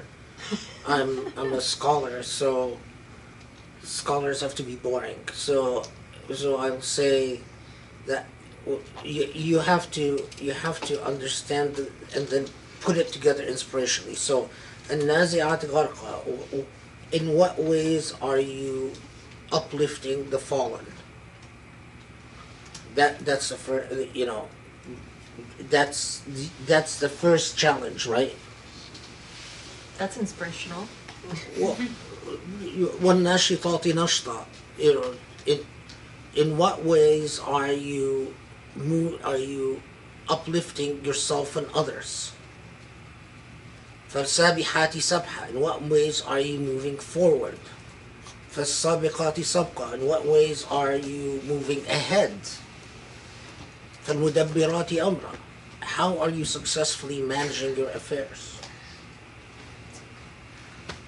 Alhamdulillah, thank you. That was So perfect. put it, you know, just ignore the Arabic and then put the English together. Okay. Well, it's extremely powerful and so meaningful. Alhamdulillah, thank you. Thank you, Sheikh. I had two small questions. The first question is kind of for the record and methodology. You've made two general categories in terms of Sufi-esque approach and traditional approach, and I assume that the breakdown within both classifications are many. Like, Yeah. So generally, would you say when you're saying traditional approach, are you referring to like the Nakli transmission-based approach system, and then what further goes into that classification? Because obviously, like, yeah, and then the Sufi-esque, you know, we know to be typically ta'weed, like creative interpretation through spirituality, but what else falls into that classification? Because sometimes somebody like Razi or Ibn Qayyim obviously is like not really in either camp, maybe sometimes in the traditional sense, but then they wander on to like do something that's very Sufi-esque in essence. So I was going to ask about that in terms of just for the method. And then the verses 28 through 33 were really interesting, where you're talking about the stages, and you said that our ancestors like noticed a lot of really interesting things with regards to these stages. Did they write about, perhaps, because these are 6 verses, did they relate this to 6 stages of creation, like the Sittat Ayyam kind of discourse? Because I thought that would be very cool. Yeah, as far as I recall, I've never seen anyone related to the Sorry, paraphrase. the second question first. Did anyone there were verses from 28 through 33. the 28 through 33. yeah this is when the Quran is talking about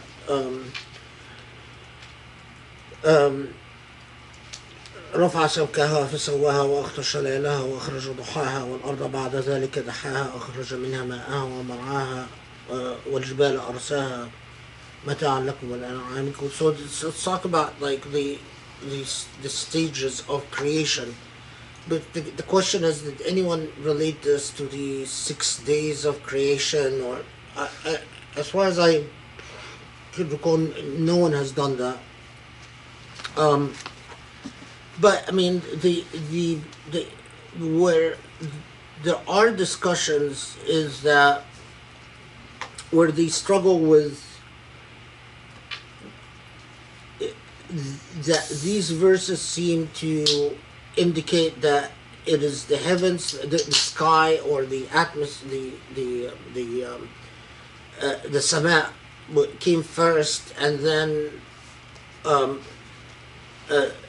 then the earth is formed in some form, and then life is added to earth, water is added to earth, and the mountains are added and so on. And I think because that's was inconsistent with classical knowledge, which classical knowledge tended to always believe that the center of creation was earth, and earth was created first, and then everything else. So they would wrestle with that. Most of them would end up with the literal meaning of the surah and say, well, the Quran says that these are the stages, so these are the stages, but not relating them to no one. I don't recall anyone like talking about the 6 days of creation or anything like that. The first question about these two broad categories of traditional and Sufi-esque, and of course, if I wanted to complicate things more, I would say traditional, which is those who rely on transmission or naql, like Ibn Kathir and Tabari, the ones that rely on what Ibn Abbas said, what Al-Hasan said, what Qatada said, and that limit themselves to what each authority said. And then perhaps the interpretive school, which begins with the riwayat, with the transmissions, but then has has some hermeneutical theory of interpretation. The reason I don't do that, because it just gets a bit more complicated in presentation, and so I lump the various hermeneutical schools with the traditional, because all of them, although Razi, for instance, tends to be more rationalist on the scale of things, definitely more philosophically oriented. Like, for instance, in Maturidi, also more philosophically oriented, and there's a huge gap between Razi and Ibn Kathir, or in Maturidi and Ibn Kathir as well. But the reason I still lump them as traditional is because they are still what Salafis would refer to as Ahl Sunnah wal Jama'ah. They're the sort of the orthodoxy.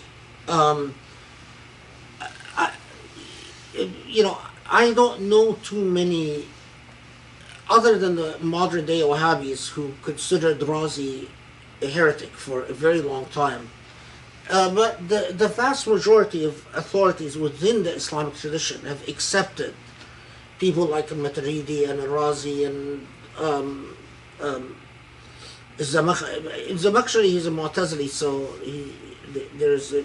but even as Zamakhshari, he restrains his theoretical discussions considerably, and he relies on a linguistic approach. What I mean by Sufi-esque are particularly those who follow allegorical methods of interpretation. So Razi really doesn't follow allegorical methods. He might have, if the language can bear a variety of rational meanings, he will pick what he believes is the most rational. But he doesn't resort to allegory. And what is distinctive about Sufi-esque approaches is that they believed that Allah speaks allegorically because there is the zahir and there is the batin, and that the batin are layers of batin. and the more initiated you are, or the more pious you are, the deeper you can understand the text, and the deeper you can understand the symbolisms of the text. And that, of course, the whole, and here I'm very much influenced by the huge mystical orientation in the pre-modern age, which always looked for symbolism in text and secret hidden meanings. And they believed that an intelligent author codes meaning in the text, and an unintelligent author, or an author not worthy of their soul, doesn't have a coded meaning. And that's the way they even would read poetry. So the poets that achieved any renown within that type of school of thought are the poets who are able to write effectively in code. So that's why they admire Rumi so much, or Hafiz so much, because they don't just spell out the meaning. They don't just tell you what it is.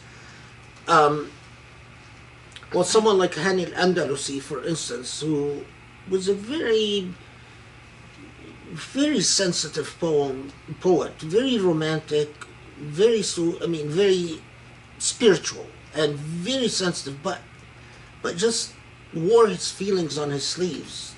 He's ignored by the entire Sufi tradition because there's just no deeper meaning, no codes, no allegories, so that's basically the. But it is it's an interpretive tool. It's not. It helps present the material, but yeah, you're forced to skip over all types of subtleties. So one of the things that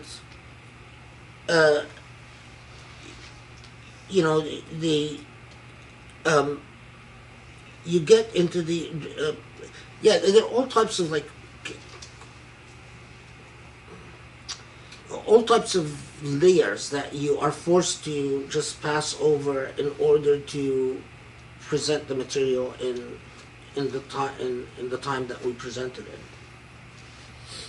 You use the terms zahir and batin. What is that? Zahir, the apparent meaning and the hidden meaning. Batin is the hidden meaning. The zahir is the apparent meaning. That they believe that everything has an external meaning that is intended for the laity, and then a hidden meaning that is intended for the initiated. Interesting. Sure.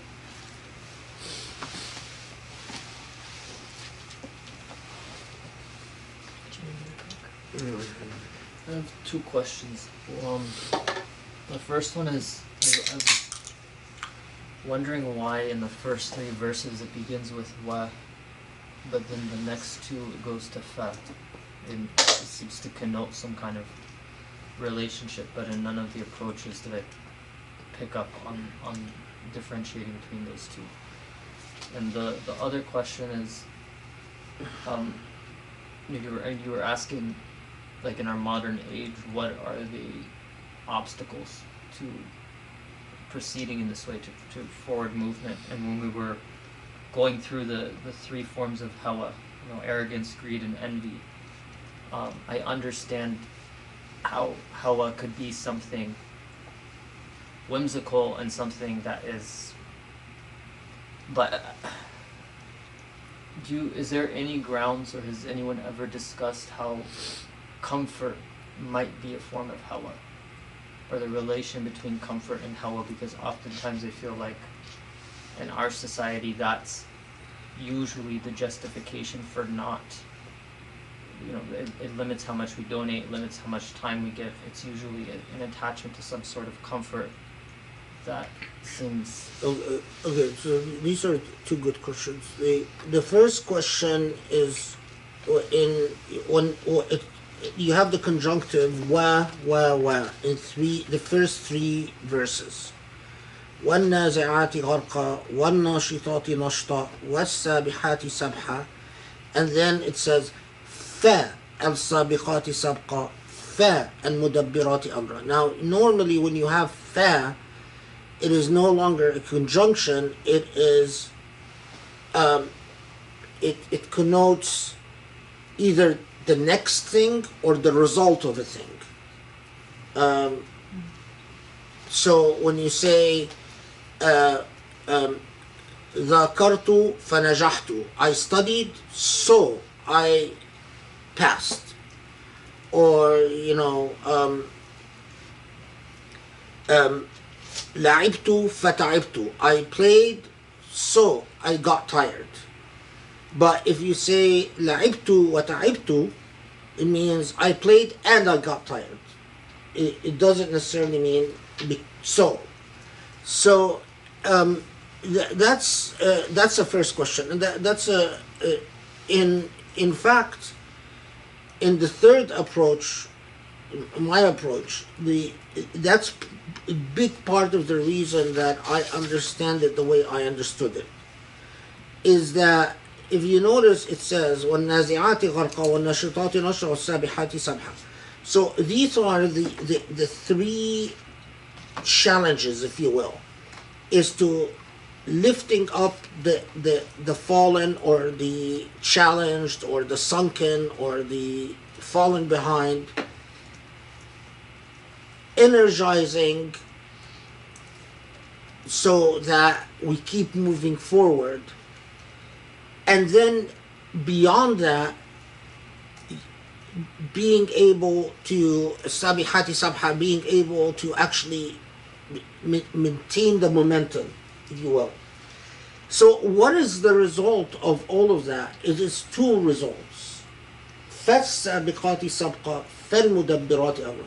So then because of that, you can move ahead, and because of that, you can properly manage your affairs. In the other two approaches, they usually say that sometimes in Arabic you can use fa with the meaning of conjunction, which is true, but it is not considered eloquent.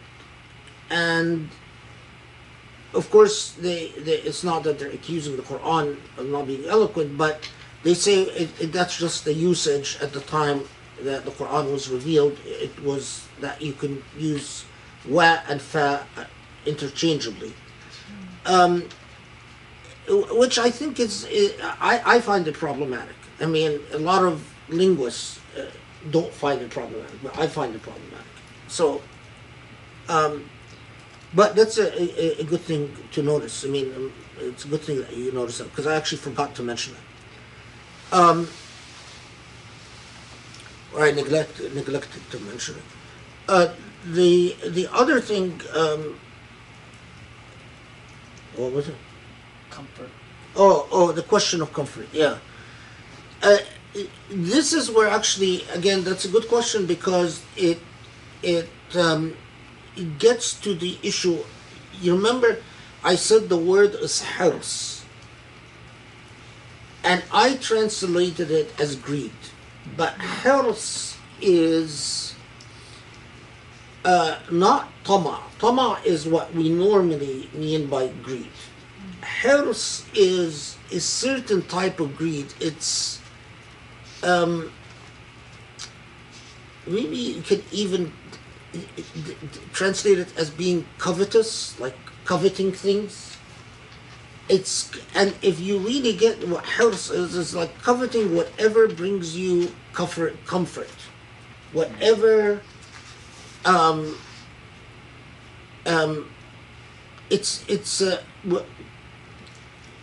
whatever appeals to you out of laziness and indolence. So it's not even ambitious greed. It's indolent greed, sort of lazy greed. Ambitious greed is usually categorized under hasad, interestingly enough. So definitely the comfort-based attitude of modernity would fall under hirs.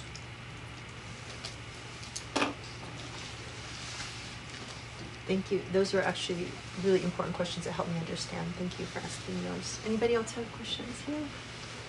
Okay, so we'll start with interactive group. I'm going to read from here. Dr. Khalid, when you mentioned the philosophical discussion by Ibn Taymiyyah on love, you also mentioned his belief that people that embody divine characteristics can be closer to Allah than angels. Is this by any chance the same conceptually as awliyat Allah, or when we refer to people as walis or waliyas? No, awliya. Sorry. No, that's good. The discussion is by Ibn Qayyim, not Ibn Taymiyyah, but Ibn Qayyim was Ibn Taymiyyah's student. But that's a good question.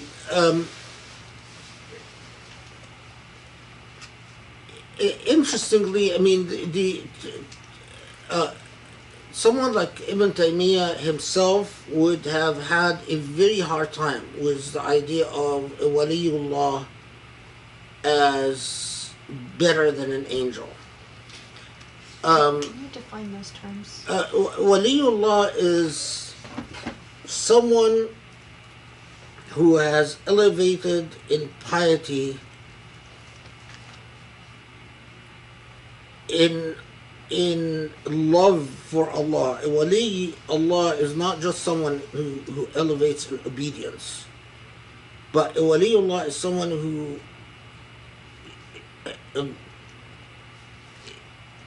elevates in love and knowledge of Allah, that their hawa, meaning whatever they desire, has literally lapsed into whatever Allah would want. So they have overcome everything to the point that they only desire what Allah would want them to desire. And depending on your perspective, if you're in Sufism, the awliya can even have miraculous powers. They can even perform miracles. And sometimes have exceptional knowledge. So the most famous of the powers of a wali is that they look at you with one look, they'll know pretty much everything about you. Your entire life story, your problems, your sin, your weaknesses, your strength, and to our very day, a lot of the students of Sufism, when people follow a wali, the most common experiences they'll tell you is that they met the sheikh, and the sheikh looked at them and understood them perfectly with one look. So the awliya Allah, this is a very big topic, but someone like Ibn Taymiyyah, interestingly, would have been very skeptical of the whole idea of awliya Allah. Ibn Qayyim, however, I think was very different. And if you read Rawdat al-Mushtaqeen, he clearly, while you can't say he's like a Sufi like Ghazali, for instance, who in Ihya Ulumuddin straight out talks about the awliya and their miracles and their exceptional, all the. But Ibn Qayyim clearly understood that that the goal is he believed that Allah, the reason Allah created, that Allah creates what Allah loves. And he believed that it is sin to say that Allah creates what Allah hates or doesn't love. And so in his view, Allah creates no one as evil. Allah creates them beautiful and good, even shaitan, and they become evil, and Allah doesn't love it, and it is, and Allah continues to love for them to become good. So it is now. Anyway, he doesn't come out right out and talk about awliya, and I think probably because he's a student of Ibn Taymiyyah and he probably knows that, but a lot of his language on love and what it means to love Allah, I mean, some of his more surprising statements, like he says that there are many people who obey God out of fear, but he says in the Rawdah that those people have no idea what Iman is,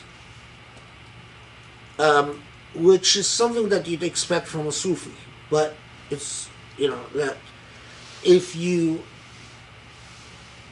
their Iman remains flawed, and although they believe they have Iman, but because they don't understand God's love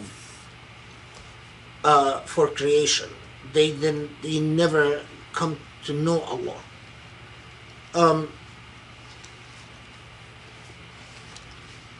A similar category is Ibn Hazm as well, who doesn't talk about awliya, but he talks about love as the center of everything again. Same. But the idea of awliya, I don't know anyone that said someone can be waliullah without love. Except in modern Islam, which is an aberration in so many ways. Okay, great. From the same person. Also, I love your take on the first few verses of the surah when you say to teach our kids to use these verses as a way to keep themselves on track. When it comes to the part about pulling others forward with you, how can we approach teaching them about situations where they also have to be aware of who is holding them back from following these ayahs, if that makes sense?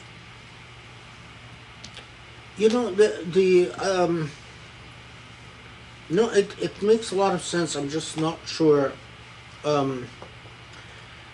because you see, I think the biggest challenge for our children is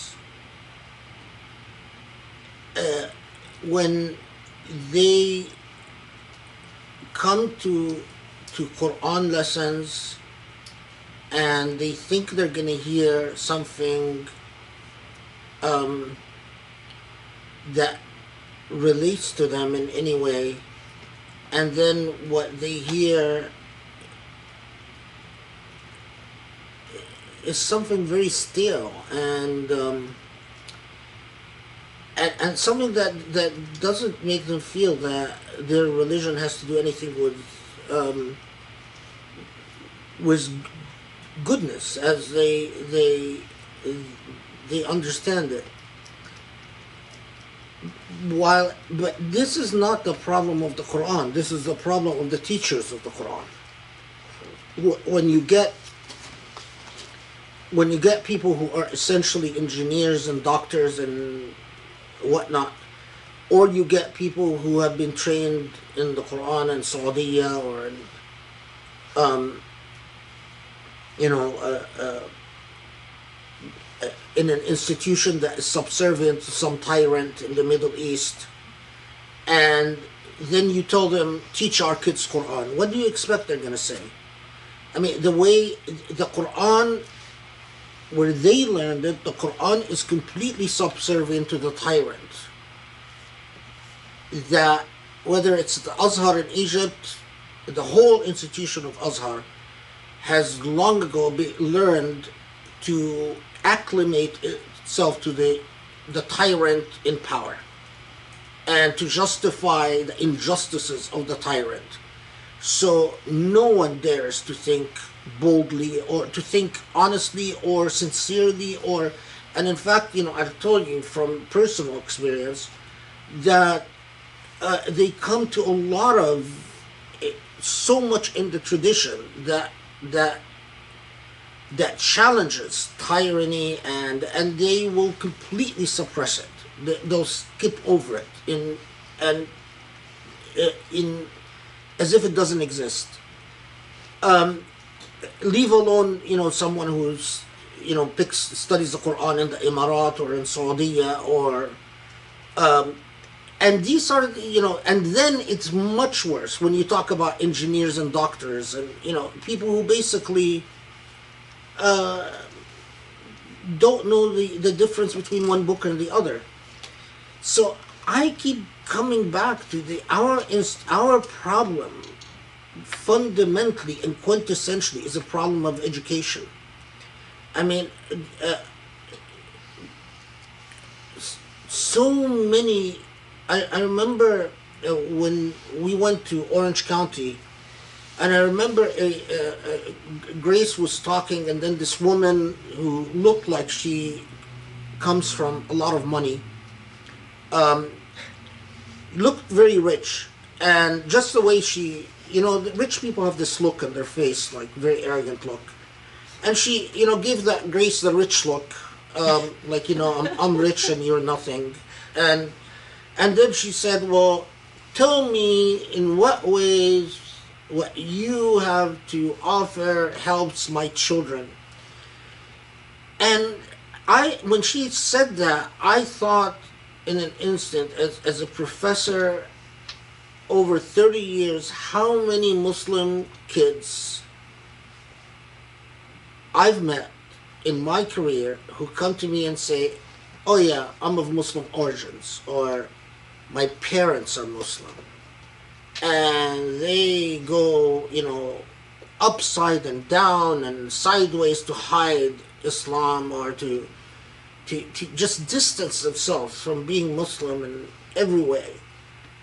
And time again, when I've come to know these students, even a little bit, what I always go back and discover is that they've never heard anyone talk about moral causes in the same sentence with Islam.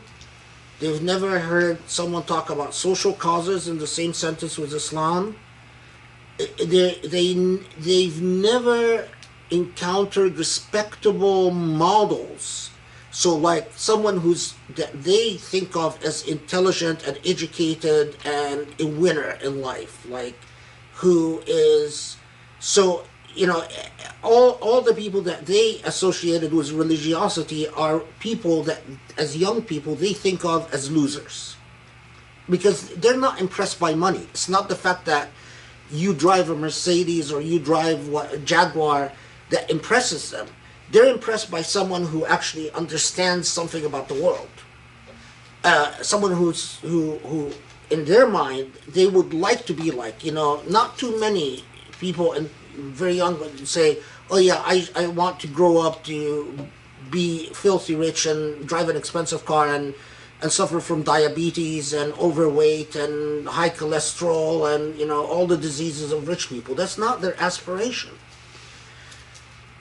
And, you know, and then I think of that rich woman who told Grace, in what ways do you help our kids? And if that idiot only understood that she doomed her children. I don't know her, but I am sure her children, without even knowing anything about her, I am sure her children are not Muslim. I am sure, just by her look, by her question. You remember her? Mm-hmm. 100%, and I would be willing to bet anything on it. And that's what's. So I mean, I don't know how to answer the question other than to what I've been saying for now 30 years. We need. How do the kids that comes from Jewish families, how do they get so excited about being Jewish? It's because their parents raised them with a lot of righteous rhetoric. And in other words, they really think of themselves as moral, ethical people who are at the cutting edge of morality and ethics. And they don't think that what they're doing to Palestinians is highly unethical. They actually, the way they're raised was the false consciousness of somehow they're treating Palestinians more ethically than Arabs would treat them. And so then it's okay that they're doing what they're doing.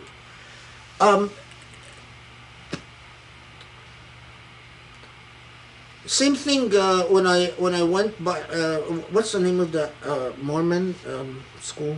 Brigham Young. Brigham Young. I mean, I spent some time at Brigham Young, and I saw like what wins over Mormon kids. I spent some time at Notre Dame and saw what wins over these Catholic kids, and it's always the same thing. It's a good moral example of someone that they can look up to and they want to be like that's their model of success. And it is not just being someone who makes a lot of money.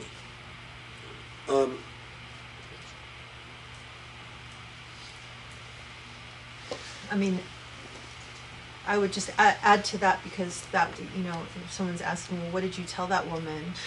What do we have to offer? Because this was one of these evenings where and you can actually find it online, if you go back and look at our YouTube, we went and presented the Usuli Institute to a bunch of very wealthy people in Orange County, California, which is like the seat of wealth. And we raised how we raised much? all about $500. Yes, raised $500. So I guess we didn't do a very good job. But I think that, this woman really was ready to lecture all of us about Sharia and Islamic law. I remember getting into a debate with her because we came to present, and I said, this is the Usuli Institute. We're going to be talking about, Sharia, Islamic law, what's the difference? I was trying to make a point about the nuance. There is a difference between Sharia and Islamic law, but it was completely lost on a lot of people. I mean, the whole point is education, right? I mean, the way you reach people. And I think that these people were already convinced that they knew everything that there was to know about Islam. There was really no room for any difference of opinion. But I think that for children who you're raising, because we struggle with this, obviously with our kids, but I think that honesty is really the most powerful tool, because children or young people have such a high sensitivity to BS, right? If you BS them, they know it and they feel it. And I think that our whole community is so used to this, pietistic affectation BS that just it infiltrates everything. And so it's a very powerful weapon to cut through it and even just say, listen, our community is suffering with a lot of different ailments, and we're going to have to go it alone, and the thing that's going to carry you through is a commitment to God, a commitment to truth, justice, social justice, all the things that help people, and everything in this surah that we learned, how do you uplift people, how do you move forward, how do you make progress, and how do you do it even if you're the only one standing there. So for example, Huda, the woman, the high school student, right? I mean, she did exactly what what Muslims unfortunately need to do from at every level. But we're sort of passing down these ailments to our young generation. It's a bit unfair, but the truth is that they have to carry it forward, and they have they're the hope for the future, but they have a lot of challenges in front of them if they're going to do the right thing. But I think we just have to support them. And nothing kills. My experience is that nothing kills your children like hypocrisy. If your kids catch you being a hypocrite, you're gonna lose them. Yeah. If don't preach what you don't do. And just be brutally honest with yourself about your own hypocrisy, because if they have an amazing radar towards hypocrisy. And if you sit there and tell them Allah is about justice and truth and so on, but they think that you're not truthful, you're not honest, forget it. And that's a real challenge. And it means that we have to be good Muslims, sincere Muslims, good Muslims for our children, meaning honest Muslims. And alhamdulillah, this is a good chance for me to again thank you. I feel like everything that we're learning through, re-examining these surahs, understanding everything, it's like we're receiving the message anew from the beginning. And I feel like that's really what we need moving forward as Muslims, is to start fresh, start new, hear it again, understand, like rethink, like, okay, what was it that God wanted from them at their time, and what does God want from us now in our time?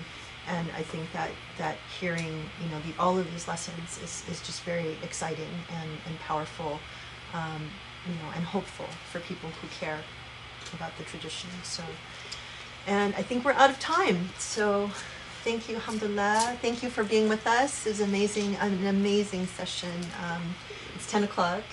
I hope you guys have a wonderful rest of the week, and hopefully you can join us on Saturday for our next halaqah, or join us Friday for the khutbah, and encourage everyone that to rediscover a new way to think of khutbahs, because I think that the khutbahs that the sheikh gives, are like nothing anywhere else. It's like if people want to see an example of what a khutbah should be, how it should move you inside out, how it should fire you up and have you feel your pulse again,